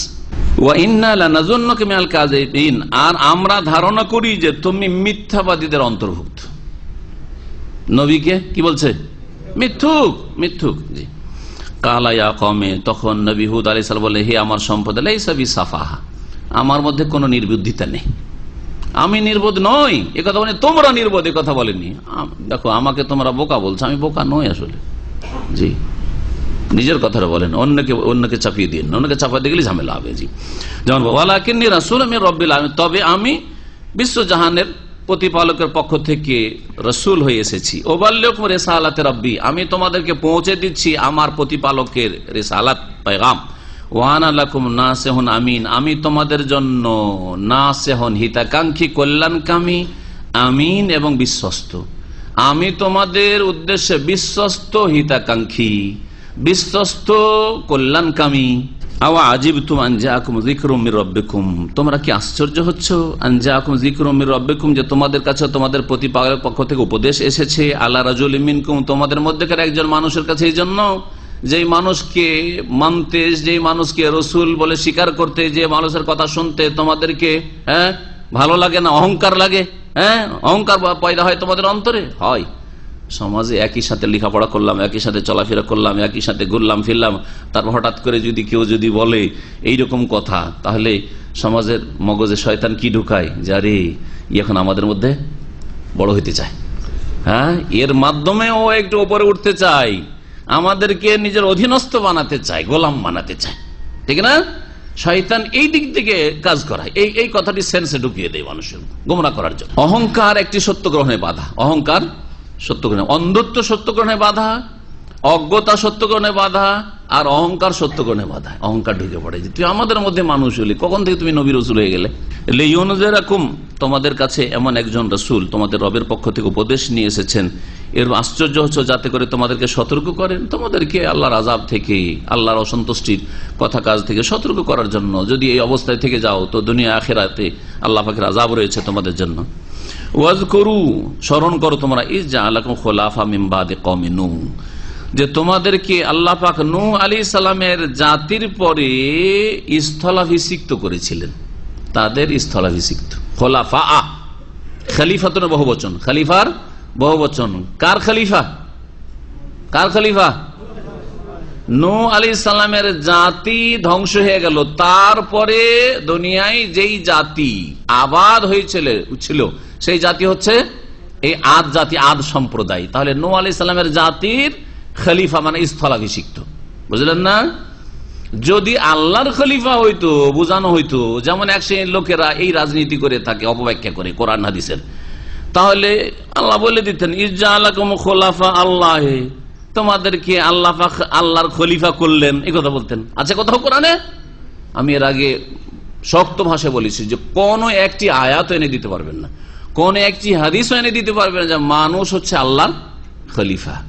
কিন্তু একজন নতুন ধর্মের ব্যাখ্যা পেশ করলো আজকে থেকে 50-60 বছর আগে, যে মানুষ হচ্ছে আল্লাহর খলিফা, সুতরাং মানুষের ফরজ দায়িত্ব প্রত্যেকের যে একামতের দিন মানে হুকুমতে এলাহিয়া কায়েম করতে হবে, মানে সবাইকে রাষ্ট্রীয় ক্ষমতা দখলের জন্য লেগে যেতে হবে। আর এটা হচ্ছে বড় টার্গেট, আর এটা হচ্ছে বড় ইবাদত।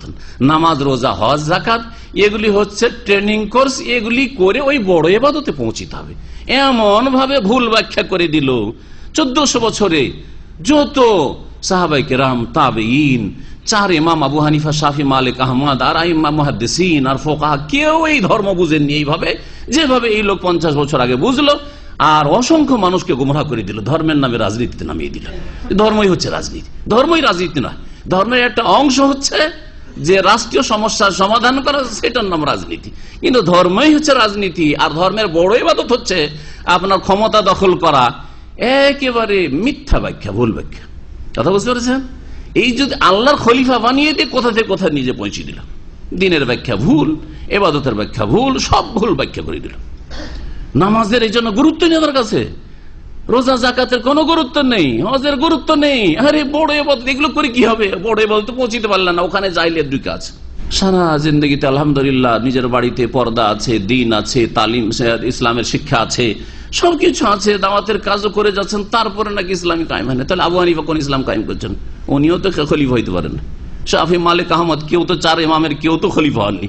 সবাই তো আব্বাসীয় খলিফাদের যুগেই চলে গেছেন, যেই যুগে খলিফারা ভালো কাজও করেছে আর কিছু ভুল ত্রুটি অন্যায় কাজও করেছে, সেই যুগে তারা চলে গেছেন। কেন তারা কাড়াকাড়ি লাগান নিজেদেরকে তাড়াও আর আমরা খলিফা হই? কারণ আমরা তো শত লোক, নিঃসন্দেহে তারা সবচেয়ে শত লোক ছিল ওই যুগের, ঠিক কিনা? তাহলে বোঝা গেল এই ব্যাখ্যা ভুল ব্যাখ্যা আসলে ধর্মের। আল্লাহ পাক রব্বুল আলামিন বলছেন যে অজকুর, স্মরণ করো তোমরা। কার ভাষায় বলছেন? হুদ আলাইহিস সালাম ভাষায় জাতিকে উপদেশ দিচ্ছেন। নূহ আলাইহিস সালামের সম্প্রদায়ের পরে তোমাদেরকে আল্লাহ পাক স্থলাভিষিক্ত করে জমিনে আল্লাহ পাক তোমাদেরকে আবাদ করেছেন নূহ আলাইহিস সালামের জাতিকে বন্যা দিয়ে ধ্বংস করে দিয়ে।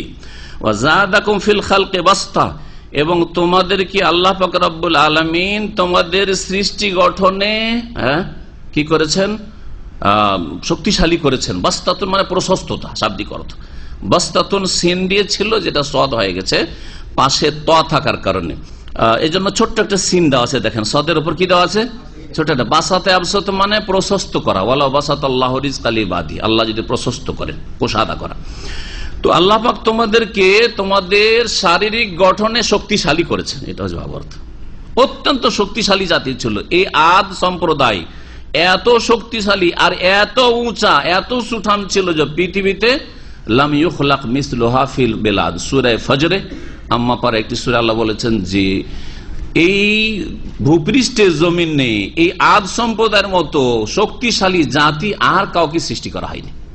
এত শক্তিশালী ছিল তারা, এত উঁচা, এত লম্বা, আর এত তাদের বডি সুন্দর, এইরকম ছিল তারা। কিন্তু আল্লাহ যখন ধ্বংস করলেন, সুবহানাল্লাহ, কান্নাহুম আজাজু নাখলিন খাওয়িয়া। সূরা হাক্কাত আল্লাহ পাক বলেছেন যে এমন আযাব দিয়ে আল্লাহ ধ্বংস করলেন যে সব এমন ভাবে ধ্বংস হয়ে পড়েছিল যে মনে হচ্ছে যে খেজুর গাছের কি ভাঙ্গা কাণ্ড পড়ে আছে, খেজুর গাছে পড়ে গেছে, আর ওই আপনার ওপর দিকে যে পাতা টাতা আছে, ডাল আছে, ওইটা ভেঙে গেছে, আর শুধু কাণ্ডটা পড়ে আছে। এইরকম একবারে চূর্ণ, মাথা চূর্ণ বিচূর্ণ হয়ে শুধু বডিটা পড়ে আছে, বডিটা পড়ে আছে একেবারে। জি, আল্লাহ পাক ধ্বংস করার জন্য কোন আযাব পাঠিয়েছিলেন? ঝঞ্ঝাবায়ু, ঘূর্ণিঝড়। কয়দিনের? 7 লায়ালিন ওয়া 8 আইয়ামিন হুসুমা। আল্লাহ সূরা হাক্কাতে বলেছেন 7 রাত আর 8 দিন লাগাতার চলেছিল, কোনো বিরতি নেই, বিরামহীন ঘূর্ণিঝড় চলতে আছে। সুবহানাল্লাহ। ঝড়, এই সাধারণ ঝড়গুলি ওই ঝড়ের সাথে কোনো তুলনায় চলে না। আজকালকার কালবৈশাখী ঝড়ে এই ঝড়গুলি যদি 5 থেকে 10 মিনিট চলে তো আমাদের মনে হচ্ছে কিয়ামত হয়ে গেল, কিয়ামত হয়ে গেল, ঠিক কিনা? আর সে 7 রাত 8 দিন ধরে এই ঝড় চলতে থেকেছে। আল্লাহ পাক যে কত শক্ত আযাব এই জাতির জন্য, অবাধ্য জাতির জন্য ধ্বংস করার জন্য, এবং তাদের শাস্তি স্বরূপ পাঠিয়েছিলেন। তো আল্লাহ পাক বলছেন হুদ আলাইহিস সালামের ভাষায় যে আল্লাহ তোমাদেরকে শারীরিক দিক থেকে বড় শক্তিশালী করেছে। ফাজকুরু আলা আল্লাহ, সুতরাং তোমরা আল্লাহ পাকের নিয়ামত সমূহকে স্মরণ করো। আল্লাহ বহু নিয়ামত তোমাদেরকে দিয়েছে, আল্লাহর নিয়ামতকে স্মরণ করো। আল্লাহর নিয়ামতকে স্মরণ করা হচ্ছে অন্তর থেকে আল্লাহর নিয়ামতকে বিশ্বাস করা, যেগুলি আল্লাহর দান, বুঝছেন না? এগুলি আল্লাহর দান। যা কিছু আমার কাছে আছে কার? আল্লাহর দেওয়া। এটা অন্তর থেকে ইয়াকিন করা, বিশ্বাস করা, আর তারপরে সেটার কদর করা, মর্যাদা দেওয়া। আল্লাহ দিয়েছেন, এটাকে আল্লাহ পাকের সন্তুষ্টির কাজে লাগাইতে হবে। আল্লাহ পাককে নারাজ করার ক্ষেত্রে আমার শরীর, আমার সুস্থতা, আমার যৌবন, আমার টাকা পয়সা, আমার যা কিছু আল্লাহ নিয়ামত দিয়েছেন, গাড়ি বাড়ি নারী, গুনার কাজে লাগাবো না। গুনার কাজে লাগাবো না। কিসের কাজে লাগাইতে হবে? নেকির কাজে, আল্লাহকে রাজি করার কাজে লাগাইতে হবে। আর আল্লাহ পাকের শুকরিয়া আদায় করা, আল্লাহ পাকের নিয়ামত স্মরণ করা হচ্ছে যে আল্লাহ পাকের তৌহিদ প্রতিষ্ঠা করতে হবে, শিরক মুক্ত হইতে হবে। যিনি দান করছেন, যার নুন খান তার গুণ গাইবেন। নুন খাইছেন আল্লাহর আর গুণ গাইবেন গৌস কুতুব, বা অন্যের, আপনি এরকম হইলে হবে না। আল্লাহ পাক রব্বুল আলামিন নুন খাইছেন আল্লাহ পাকের নিয়ামত, আর আল্লাহ পাকের 5 ওয়াক্ত নামাজের ইবাদতই নেই। অধিকাংশ মুসলিম বেনামাজি। বড় আফসোস লাগে, আজকাল জুমা মসজিদগুলো থেকে বেরোলে মাঝে মাঝে মগজে চলে আসে, সুবহানাল্লাহ, এত ভিড়। নামাজ পড়ার পরে অনেকক্ষণ বসে থাকে। ছোট থেকে ছোট মসজিদে আজকে ছোট্ট একটা মসজিদে নামাজ পড়লাম, জুমা মসজিদ, পুরানো মসজিদ একবারে, আগ্রহ করে যে কেউ আসবে যে খুব সুন্দর মসজিদ, যায় না, পুরানো মসজিদ, মহল্লা নামাজ পড়লাম। ভিড়, এত ভিড় যে নামাজ পড়ে সব তসবিহ করে 4 রাকাত নামাজ পড়ে বেরোচ্ছি, তারপরেও ভিড়ের শেষ নাই। এত জিন কোত্থেকে আসলো, কি এত ফেরেস্তা কোত্থেকে আসলো, তাই না? এই জিন আর ফেরেস্তাগুলোকে 5 ওয়াক্ত নামাজে দেখতে পাওয়া যায় না। কোথায় এরা 5 ওয়াক্ত নামাজ পড়ে? বলেন তো দেখি। এরা আদম সন্তান না এরা জিন? আদম সন্তান। তো এই জুমা পড়া মুসলমান, হাইরে মুসলমান, মনে মনে হইলো যে আমাদের অবস্থাটা হয়ে যায় ঠিক ইহুদি খ্রিস্টান হিন্দুদের মতো। হিন্দুদের পূজার দিনও ভিড় ভাড়, আর খ্রিস্টানদের ওই রবিবারের দিনে চার্চে ভিড় ভাড়, আর ইহুদিদের শনিবারের দিনে তাদের ধর্মশালায় ভিড় ভাড়, আমাদের শুক্রবারে আমাদের মসজিদে ভিড় ভাড়, আর কিছু নেই আমাদের। এই তো অবস্থা আমাদের। আল্লাহ পাকের রহমত কি করে হবে? আল্লাহ পাক কি করে, আল্লাহ পাকের শুকরিয়া আদায় না করলে, আল্লাহ পাকের নিয়ামতকে এভাবে স্মরণ না করলে, 5 ওয়াক্ত নামাজ আদায় করে দিনে আল্লাহ পাকের কি করে আল্লাহ পাক রব্বুল দুনিয়া আখিরাতের কল্যাণ আমাদেরকে দেবেন? এই হচ্ছে উম্মতে মুসলিমার অবস্থা। আল্লাহ পাক ইসলাহ করার, সংশোধন করার তৌফিক দান করেন। এখন আল্লাহ পাক মুসলিম জাতিকে জাগার তৌফিক দান করেন। ফাজকুরু আল্লাহ, তোমরা আল্লাহর নিয়ামতকে স্মরণ করো। ফরজ ওয়াজিব আদায় করবেন, হারাম নাজায়েজ থেকে বেঁচে থাকবেন, আল্লাহর নিয়ামত খেয়ে দিয়ে ভোগ করে। এটা হচ্ছে আল্লাহর নিয়ামত স্মরণ করা। আল্লাহর নিয়ামত স্মরণ করা নাই এই নয় যে ছেলে মেয়ে কিনে মাঝে মাঝে গল্প করছেন, আরে আমরা বাসি পেটে স্কুলে যেতাম, মাদ্রাসা যেতাম না খেয়ে, আর দিনে 2 বার ভালো করে খেতে পেতাম না, আর সপ্তাহে রুটি খেয়ে কাটিয়েছি, ভাত চোখে দেখতে পেতাম না, আর ওই গোস্ত তো শুধু কুরবানির সময় খেতে পেতাম, আমার জীবনে গোস্ত খেতে পেতাম না। এগুলো কিচ্ছা আমরা অসৎ লোকেরাও শোনাই, ছেলেদেরকে শোনাই না? অসৎ লোক বেনামাজি তারাও ছেলে মেয়েদেরকে শোনায় যে আমরা খুব কষ্ট করে পড়াশোনা করেছি রে, তোরাকে বাড়ি থেকে নাস্তা করাচ্ছি, আবার নাস্তার টিফিন বেঁধেই দিচ্ছি, আবার তোরাকে টাকা দিচ্ছি, 2-4-5 রিয়াল করে দিচ্ছি, টাকা করে দিচ্ছি, যা তোরা নাস্তা কর। এগুলো শুনিয়ে এগুলো কি নিয়ামতের শুকরিয়া হইলো? এগুলো শুধু নিয়ামত স্মরণ করা হইলো? আল্লাহ পাকের সন্তুষ্টির কাজে আল্লাহ নিয়ামত কোথায় লাগলো? এটা হচ্ছে আল্লাহর নিয়ামতকে স্মরণ করা। লাআল্লাকুম তুফলিহুন, যাতে করে তোমরা সফল কাম হতে পারো। আল্লাহর নিয়ামতকে স্মরণ করলেই সফল কাম হওয়া যায়, এই আয়াত প্রমাণ করে, তাই না? তো নিয়ামতকে কেমন করে স্মরণ করতে হবে সেদিকে ইঙ্গিত করলাম শুধু। নিয়ামতের শুকরিয়া বলে আমার একটা বিস্তারিত বক্তব্য আছে। কালু আজেতানা, তখন এই জাতির লোকেরা বললো, আজেতানা লিনাবুদাল্লাহ ওয়াহদাহু, আমাদের কাছে এই জন্য তুমি এসেছো যে যাতে করে এক আল্লাহর আমরা ইবাদত করি। আরে এক আল্লাহর শুধু ইবাদত করতে হবে? ওয়া নাযারা মা কানা ইয়াবুদু আবাউনা, আর আমাদের পূর্বপুরুষরা যেসব উপাস্যের ইবাদত করতে সেগুলোকে আমরা ছেড়ে দিয়ে কথা বলতে এসেছো? এটা কেমন কথা হইলো? বাপ দাদা পূর্বপুরুষের ধর্ম ছেড়ে দেব? জি হ্যাঁ, নাজারা মা কানা ইয়াবুদু আবাউনা, আমাদের পূর্বপুরুষরা যেসবের ইবাদত করতে সেগুলি আমরা ছেড়ে দেব। ফাতিনা বিমা তাইদুনা ইন কুনতা মিনাস সাদিকিন, তাহলে যেসব প্রতিশ্রুতি আমাদেরকে দিচ্ছ বা যেসবের ধমক দিচ্ছ, ওয়াদা ইয়াইদ মানে ধমক দেওয়ার অর্থে হয়, কারণ নবী রাসূলগণ তাদেরকে সতর্ক করতে গিয়ে বলতেন যে এক আল্লাহর ইবাদত যদি না করো, আর আল্লাহর সাথে শিরক করো, আর এই সব উপাস্যের যদি পূজা করো, উপাসনা করো, তাহলে আল্লাহ পাকের আযাব তোমাদের উপর নেমে আসবে।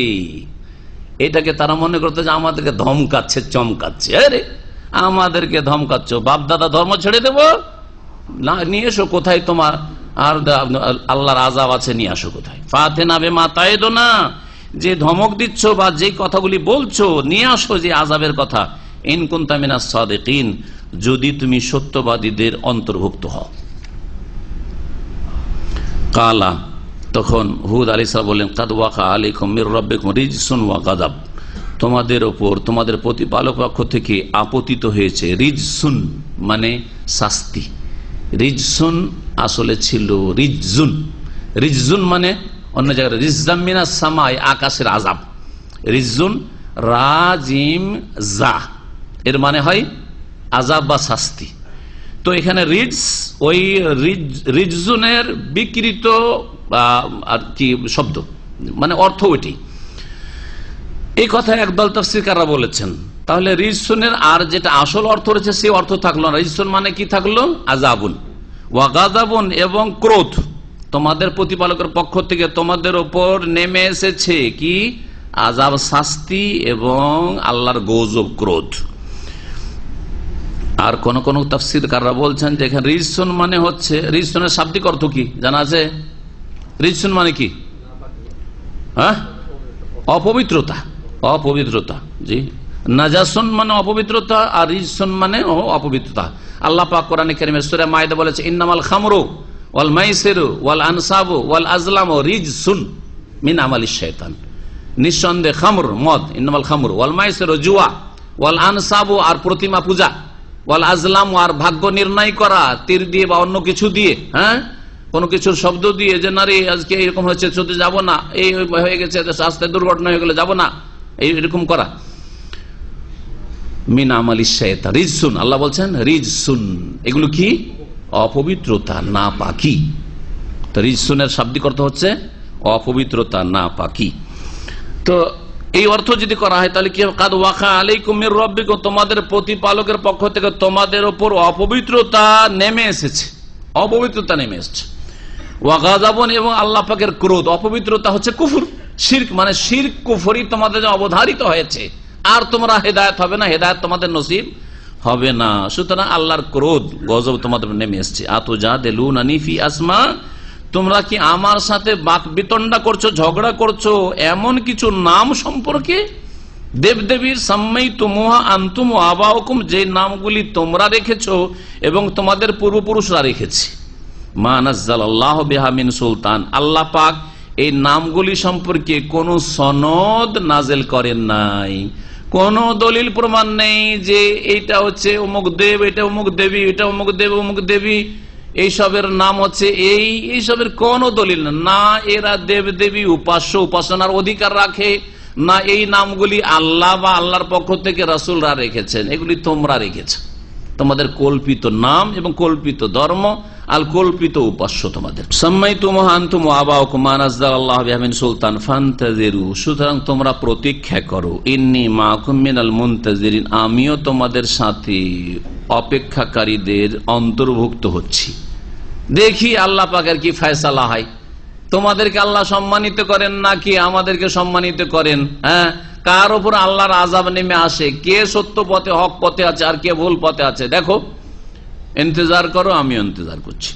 ফানজাইনা, আল্লাহ বলছেন আমি তারপরে কি করলাম? হুদ আলাইহিস সালামকে রেহাই দিলাম, রক্ষা করলাম। ওয়াল্লাযিনা মাহু, আর যারা তার সাথে ঈমান নিয়ে এসেছিল তাদেরকে রক্ষা করলাম। বিরহমাতি মিন্না, আমার পক্ষ থেকে, দয়া দ্বারা, বিরহমত আমার রহমত দ্বারা।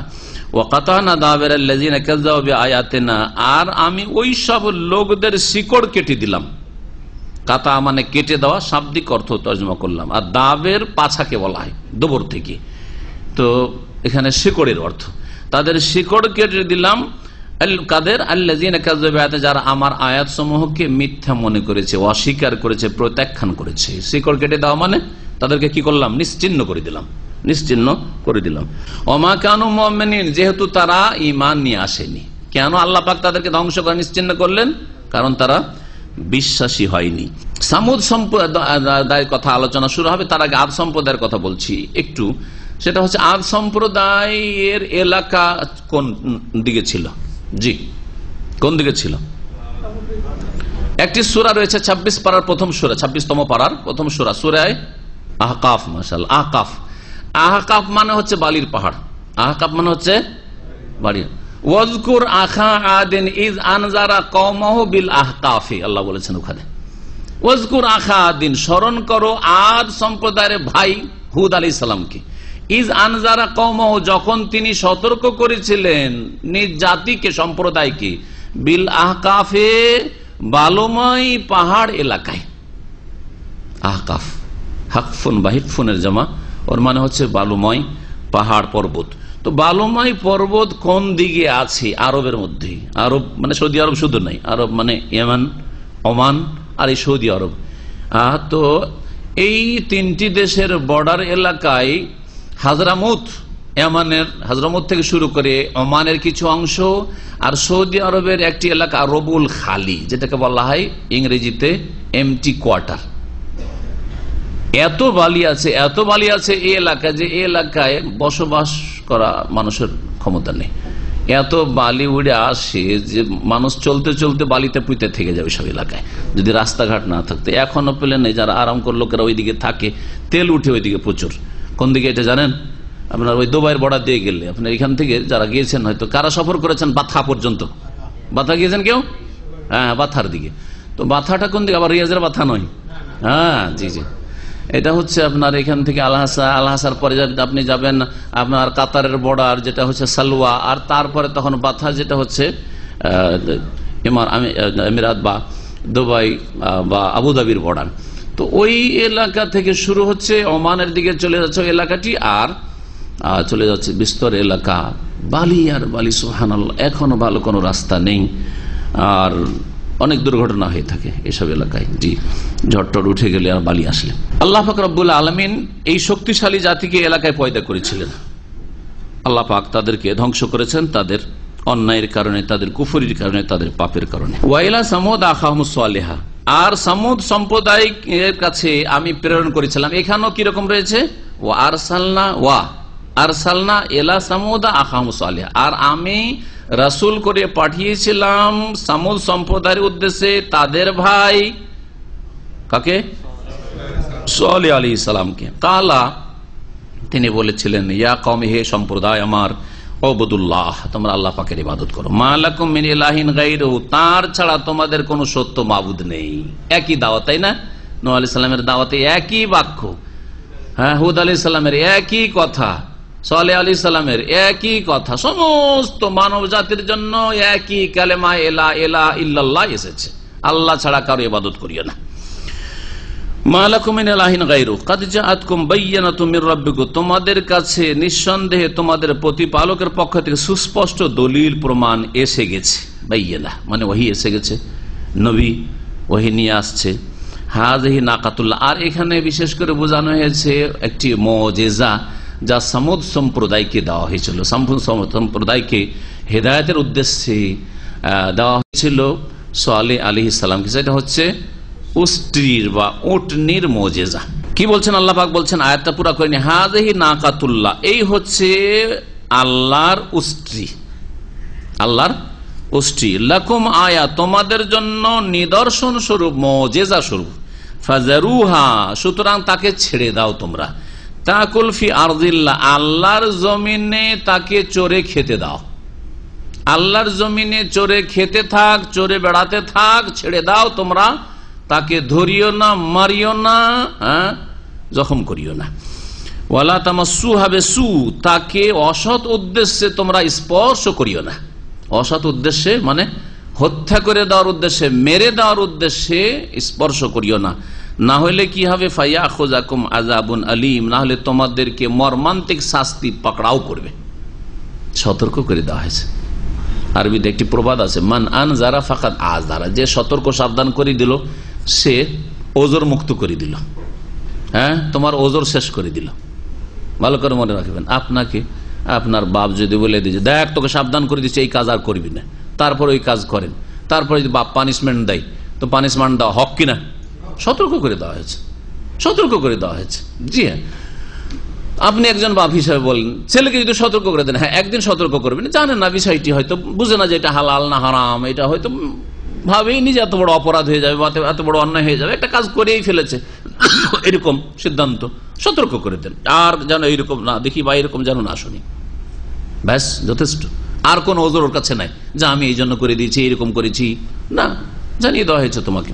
তো আল্লাহ রাব্বুল আলামিনের পক্ষ থেকে এই নীতিমালাটি রয়েছে, প্রত্যেক মানুষকে আল্লাহ পাক এনজার সতর্ক করে দিয়েছেন, যাতে করে কিয়ামতের দিনে কোনো ওজোর অজুহাত না থাকে যে আল্লাহ জানতাম না, বুঝতাম না, ইত্যাদি ইত্যাদি বিভিন্ন অজুহাত পেশ না করতে পারে। সামুদ সম্প্রদায়ের এলাকা কোথায় ছিল?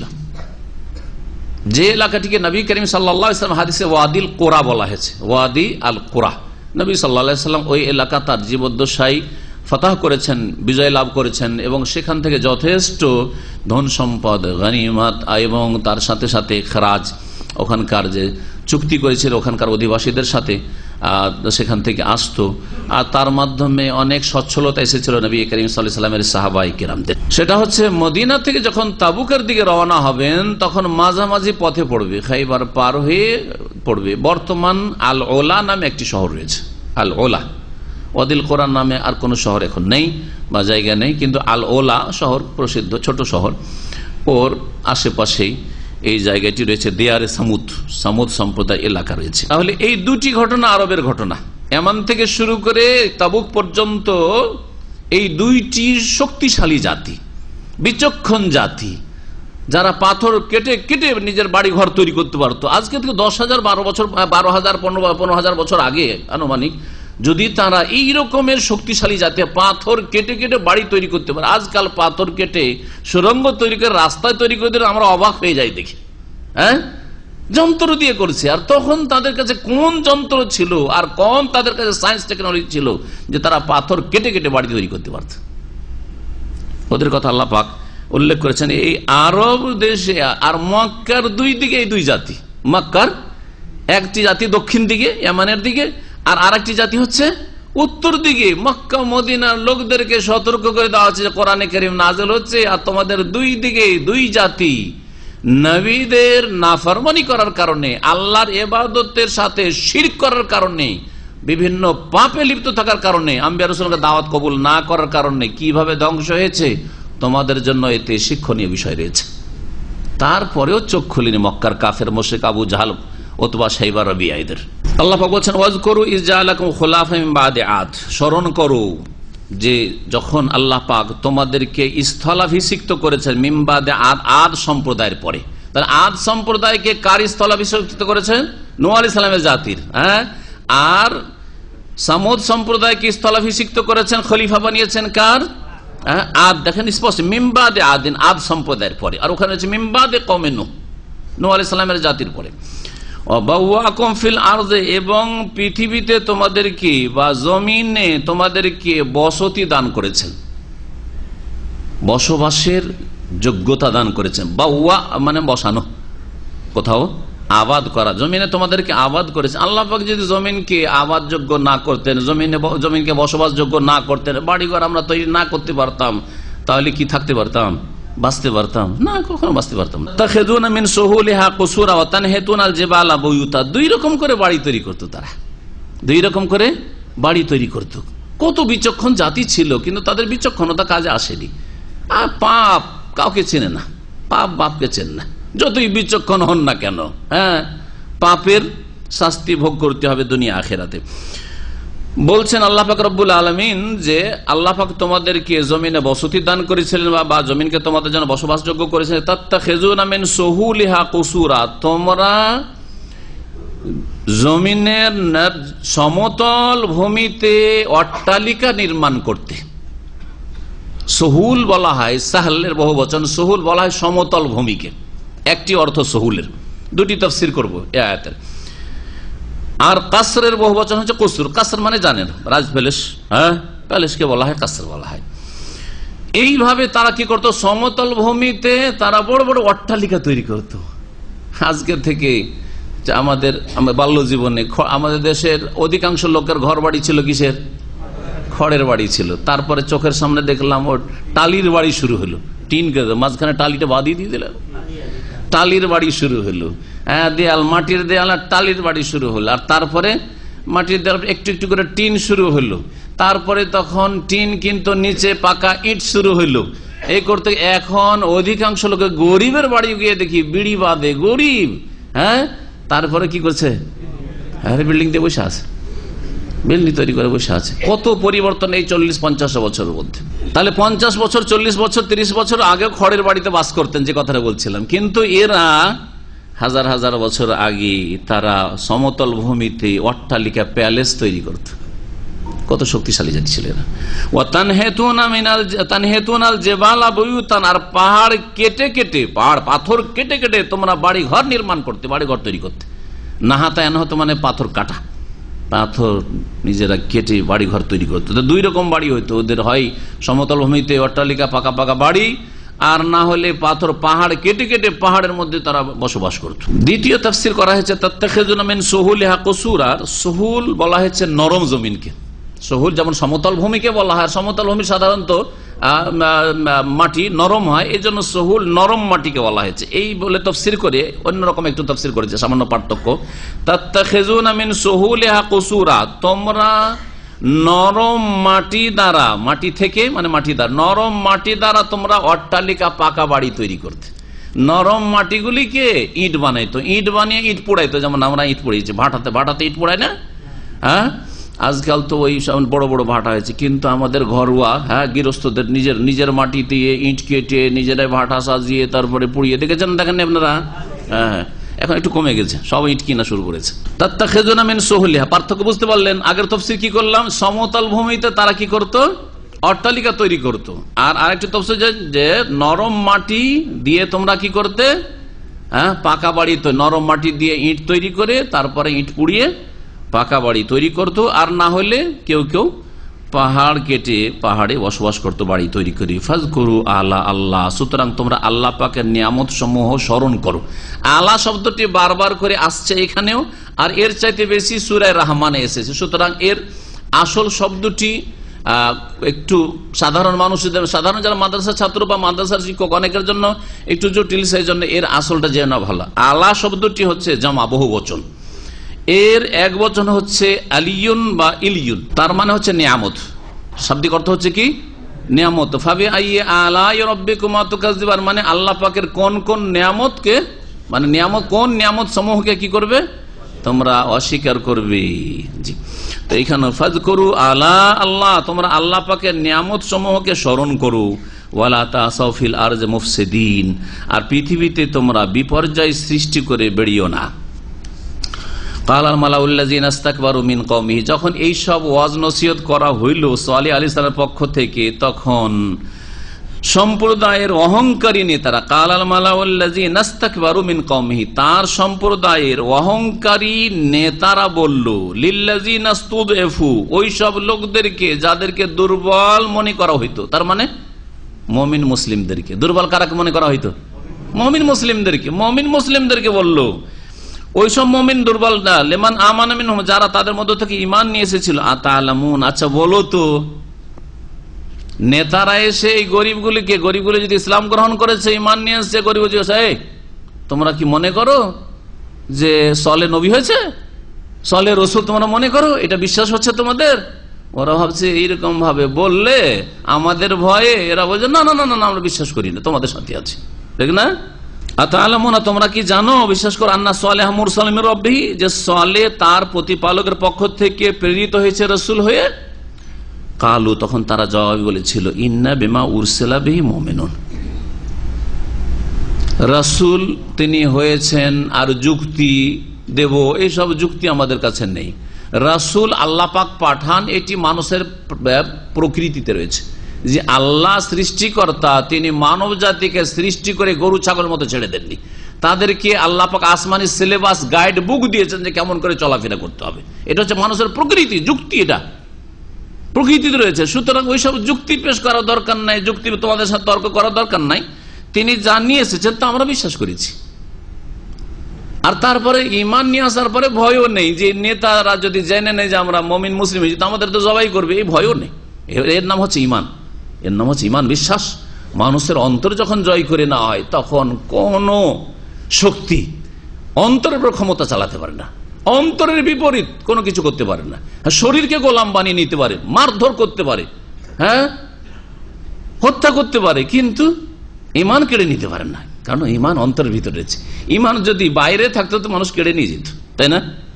পকেটে রাখার মতো জিনিস হইতো, হ্যাঁ, বা হাতে রাখার মতো জিনিস তো কেড়ে নিয়ে চলে যেত। কিন্তু আল্লাহ পাক এমন জায়গায় ইমানকে রেখেছেন যে কারো কাটার ক্ষমতা নেই, কোনো শক্তি কেড়ে নিতে পারবে না আপনার কাছ থেকে ইমান, আল্লাহ প্রকাশের প্রতি ইমান। কি বলছেন তারপরে? আতালামুনা, তোমরা কি জানো, এই অহংকারী বলেছিল, আন্না সালেহ মুরসালিম রব্বি, যে সালেহ তার রবের পক্ষ থেকে প্রেরিত হয়েছে।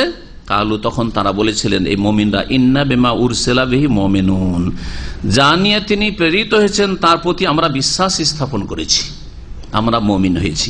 কাল আল্লাযীনা ইসতাকবারু, তখন অহংকারীরা বলল, ইন্না বিল্লাযী আমানতুম বিহি কাফিরুন, তোমরা যা বিশ্বাস করো তা আমরা অস্বীকার করি, মানব না, আমরা অস্বীকার করি। ফাকারুন নাকা, তারপরে তারা কি করলো, সংক্ষেপ আল্লাহ করে দিয়েছেন, ঘটনা খুব লম্বা রয়েছে, আর বিভিন্ন জায়গায় আল্লাহ পাক কোথাও বিস্তারিত কোথাও সংক্ষিপ্ত বয়ান করেছেন। তার মধ্যে একটি সূরা আম্মা পাড়ায় রয়েছে, আম্মা পাড়ায় একটি সূরা রয়েছে, কি কোন সূরা, যাতে উল্লেখ করা হয়েছে এই সমুদ সম্প্রদায়ের কথা, সূরা আশ-শামস, ওয়াশ-শামস ওয়া দুহাহা, হ্যাঁ, কাযযাবাত সামুদ বিতাকওয়াহা ইযিম বাস আশকাহা, তাদের মধ্যে সবচেয়ে বেশি বদ প্রকৃতির লোক যে ছিল, কেদার বিন সালিফ তার নাম বলা হয়েছে, ইযিম বাস আশকাহা, হ্যাঁ, ফাকাল লাহুম রাসূলুল্লাহ নাকাতাল্লাহ ওয়া সুকিয়াহা, আল্লাহ রাসূল সাল্লাল্লাহু আলাইহি ওয়াসাল্লাম বলেছেন আল্লাহর উষ্ট্রি এটি নাকাতাল্লাহ ওয়া সুকিয়াহা, এবং তার যে একদিনের পানি পান করার যে পালা রয়েছে তার উপর তোমরা হস্তক্ষেপ করিও না, বাধা দান করিও না, আর এই উষ্ট্রিকে তোমরা হত্যাও করিও না, জখমও করিও না। নাকাতাল্লাহ মানে আল্লাহকে ভয় করো, আল্লাহর উষ্ট্রি সম্পর্কে, ওয়া সুকিয়া এবং তার পান করার যে পালা রয়েছে সম্পর্কে। ফাকাযযাবুহু, হ্যাঁ, ফাকারুহা, তারা মিথ্যা প্রতিপন্ন করলো, অস্বীকার করলো, প্রত্যাখ্যান করলো নবীর কথা।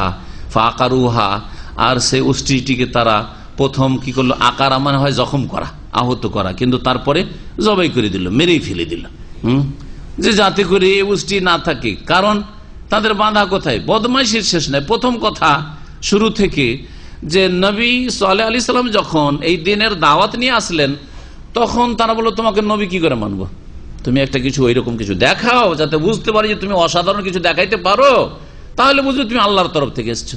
তো কি দেখাইতে হবে, বলছে যে এক কাজ করো, এই যে পাহাড় আছে না, আর আমাদের একটু দুধেরও প্রয়োজন রয়েছে, দুধের প্রয়োজন রয়েছে, তো একটা কাজ করো, এই পাহাড় থেকে, পাথর থেকে একটা খাস এক জায়গা দেখিয়ে দিল, এই পাহাড় থেকে, এই শুকনো পাথর থেকে এখনই 10 মাসের গর্ভধারণকারী একটি উষ্ট্রি এখনই বের করে দেওয়া, বেরিয়ে আসবে, আর তারপরে বাচ্চা হবে, আর সাথে সাথে আমরা দুধ পেতে শুরু করব, আমাদের দুধের সমস্যার সমাধান হবে, আমাদের কাজ আবার দেখতে পাবো যে তুমি অসাধারণ ক্ষমতা আর মালিক দেখাইতে পারো, আর তাহলে তুমি আল্লাহর পক্ষ থেকে এসছো, কারণ এটা তোমার ক্ষমতা না আমার ক্ষমতা না, মেনে নেবো আমরা। তাহলে দেখেন, কোন মুজিজা আল্লাহ পাঠান না, কিন্তু পাঠিয়ে দিলে ওই জাতি যদি না মানে তো আর কোনো কল্যাণ নেই, এটা আল্লাহ পাকের নীতিমালা।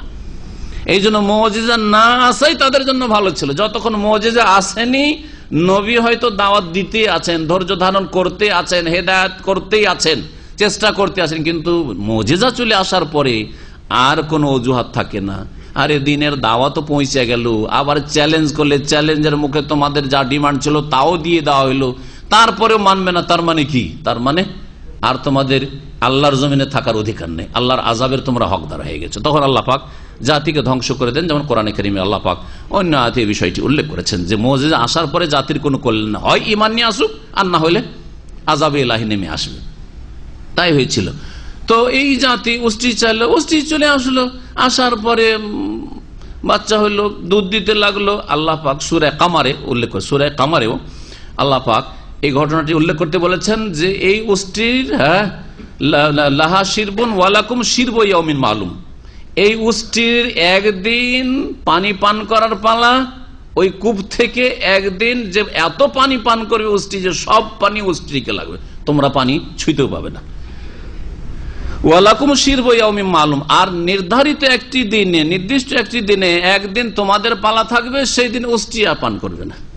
এইভাবে চলো ঠিকভাবে সোজা। এইখানে আল্লাহর পরীক্ষা, মানবে কেন? আরে একদিন পানি পাবো, আরেকদিন পানি পাবো না। মানুষ অধৈর্য, খুলিকাল ইনসানু আজুলা, মানুষের একটি বদ স্বভাব হচ্ছে তাড়াহুড়াকারী, সবকিছু জলদি জলদি এক্ষুনি হইতে হবে, তাই না? এক্ষুনি হইতে হবে। তাড়াহুড়া করে গাড়ি চালিয়ে যাচ্ছে, আর অ্যাক্সিডেন্ট করে দিয়ে 4 ঘন্টা বসে থাকছে, আসে না, সমাধান হয় না, খুব মজা লাগে। এইরকম চরিত্রের লোকগুলোকে দেখে ভালো লাগে, হ্যাঁ, যে এত দ্রুত গিয়ে 5 মিনিট না হয় আগে যাবে, এত কেন দ্রুত, এত কেন তাড়াতাড়ি? অ্যাক্সিডেন্ট গুলো হওয়ার পিছনে কারণ হয় খুব তাড়াতাড়ি যাচ্ছে, আর না হলে মোবাইল ব্যবহার করছে আজকাল মোবাইলের যুগে। জি, হয় মোবাইল ব্যবহার করছে আর না হলে খুব দ্রুত যাচ্ছে, যার ফলে ওভারটেক করে একবার এইদিকে একবার ওইদিকে একবার ওইদিকে ঢুকছে, দিয়ে অ্যাক্সিডেন্ট হচ্ছে। বসে থাকো 2-4 ঘন্টা, 5 মিনিট 7 মিনিট একটু আগে যেতে। জি, 120 না চালে 140 চালেন, কি করলেন? 10-20 মিনিট আগে যাবেন। আমাদের অনেক দিনই বাইরে বুঝেন, না না না এত আস্তে চালানো যায় নাকি? আল্লাহর নাফরমানি, রসুলের নাফরমানি, কারণ শাসকের নাফরমানি, আইনের নাফরমানি করা, রসুলের নাফরমানি। ওমান আসাল আমিরা ফাকাদ আসানি, নবী সাল্লাল্লাহু আলাইহি ওয়াসাল্লাম বলছেন, যেই ব্যক্তি শাসকের আমিরের নাফরমানি করবে সে কার নাফরমানি করলো? আমার নাফরমানি করে রাসূলুল্লাহ সাল্লাল্লাহু আলাইহি ওয়াসাল্লাম বলছেন। আর যে রসুলের নাফরমানি করলো সে আল্লাহর নাফরমানি করলো। তা আপনি কথাটিকে হালকা করে দেখবেন না, একবার হালকা। আর এতে আপনার বৃহৎ স্বার্থ রয়েছে, আপনার অন্যের, আপনি ক্ষতিগ্রস্ত না হলে অন্যকে ক্ষতিগ্রস্ত করবেন, লা দারারা ওয়ালা দিরারা, আর না হলে নিজেই ক্ষতিগ্রস্ত হবেন। জি, এটা নিরীহ মানুষ আস্তে আস্তে যাচ্ছিল, আপনার কারণে এমন ভাবে অ্যাক্সিডেন্ট হইলো, বেচারা জীবনটাও গেল, গাড়িও গেল, সব গেল আপনার কারণে। তো আল্লাহ পাক যেন আমাদের সকলকে হিদায়াত দান করেন। সময় এগিয়ে চলে যাচ্ছে, আর একটু এই ঘটনাটি শেষ করে নি, ফিরে আসি তরজমা তাফসীরের দিকে। তারা আর ধৈর্য ধারণ করলো না, কি করলো? জখম করে দিল প্রথম, তারপরে জবাই করে দিল। এর সাথে সাথে ওদের 9 জন বদ প্রকৃতির লোক, যাদের কথা আল্লাহ পাক উল্লেখ করেছেন কোরআনে কারীম সূরা কাসাসের মধ্যে রয়েছে, এরা ওয়াকানা তিসআতুন ফিল মাদিনাতি ইউফসিদুনা ফিল আরদি ওয়া লা ইউসলিহুন ক্বালু তাকাসামু বিল্লাহ। 9 জন এমন বদ প্রকৃতির লোক ছিল যারা কোনো ভালো কাজ করতো না, শুধু বিপর্যয় ফিতনা ফাসাদ করাই তাদের কাজ ছিল। তারা বললো আমরা সবাই আল্লাহর শপথ করি, আমরা আল্লাহর শপথ হচ্ছে আল্লাহকে বিশ্বাস করে না। বদ লোকেরা এরকমই, তাই না? আল্লাহর নাম দোহাই দেয় কিন্তু আল্লাহকে বিশ্বাস করে না, পরকালে বিশ্বাস করে না, আল্লাহ রসুলকে মানে না। কি করব? রাতারাতি আজকে আমরা 9 জন মিলে এই সলের বাড়ি ঘেরাও করবে, উঁটটাকেও মারবো, আর উঁট মারার আগে এই রাতে কাকে মারবো? সলেকে মারবো, সলেকে মারবো। গুপ্ত মিটিং হয়েছে। সালেহ আলাইহিস সালামকে তো মারতে পারলেন না, আল্লাহ পাক রব্বুল আলামিন রক্ষা করলেন। আর আল্লাহ পাক রব্বুল আলামিন জানতে পারলেন সালেহ আলাইহিস সালাম, তখন তাদেরকে তামাত্তাউ ফি দারিকুম সালাসাতা আইয়াম, তোমরা আর 3 দিন বাঁচবে।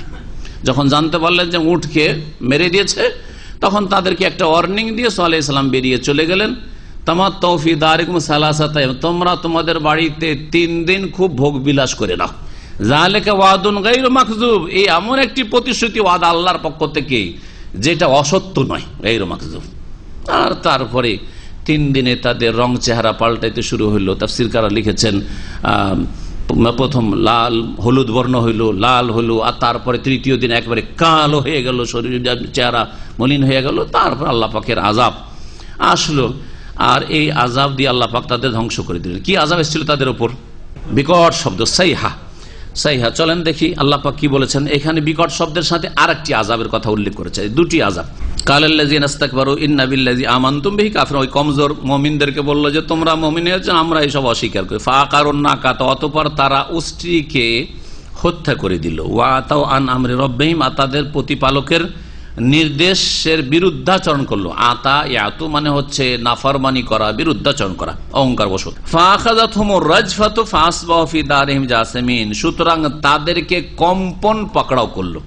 তাহলে তাদেরকে ধ্বংস করা হয়েছে বিকট শব্দ দিয়ে, ভয়ঙ্কর শব্দ দিয়ে, আর কি দিয়ে? ভূমিকম্প দিয়ে, রাজফা। জি, তাহলে ভূমিকম্প, রাজফা ভূমিকম্প, যেটা কম্পন। ফাসবাহু ফি দারিহিম জাসিমিন, সুতরাং তারা নিজেদের ঘরে সকাল করেছিল উপুর হওয়া অবস্থায়, মানে তারা ধ্বংস হয়ে মুখের ভরে উপুর হয়ে পড়েছিল, বা নত জানু হয়ে পড়েছিল। বিভিন্ন তর্জমা করেছে লোকেরা, অনুবাদকারী কিন্তু জাসিমিন মানে হচ্ছে যে নতুজানুহা মানে মুখের ভরে পড়ে থাকা, এখানে মুখের ভরে পড়ে থাকা, এই কথা বোঝেন। ফাতাওয়াল্লা আনহুম, তখন সালেহ আলাইহিস সালাম তাদের থেকে ফিরে গেলেন। ওয়াকাল, আর বললেন, মানে তাদের দেশ থেকে, শহর থেকে বেরিয়ে গেলেন। ওয়াকাল বললেন, ইয়া কওমে, হে সম্প্রদায়, লাকাদ আবলাগতুম রিসালাতা রাব্বি, আমি তোমাদেরকে আমার প্রতিপালকের মেসেজ পৌঁছে দিয়েছিলাম, রিসালা পেগাম পৌঁছে দিয়েছিলাম। ওয়া নাসাহাতু লাকুম, আর তোমাদের আমি কল্যাণ কামনা করেছিলাম, তোমাদের আমি হিতাকাঙ্ক্ষী হয়েছিলাম। ওয়ালাকিন লা তুহিব্বুনান নাসিহিন, কিন্তু তোমরা নসিহতকারীদেরকে, হিতাকাঙ্ক্ষীদেরকে ভালোবাসো না। হিতাকাঙ্ক্ষীদেরকে তোমরা ভালোবাসো না। আজকেও যারা হক কথার, কোরআন এবং হাদিসের বিরোধিতা করছে, তৌহিদ সুন্নতের বিরোধিতা করছে, তাদেরকে একদিন এরকম আক্ষেপ করতে হবে। হ্যাঁ, মওতের পরে আক্ষেপ করতে হবে, মওতের পর আক্ষেপ করতে হবে। আর ওরা যদি অবস্থায় চলে যায়, এটা আমাদের জন্য ভালো না। আল্লাহ পাক যেন সকলকে হেদায়েত দান করেন, আর তাদের আগে আল্লাহ পাক আমাদেরকে হেদায়েতের উপর যেন অটলতা দান করেন।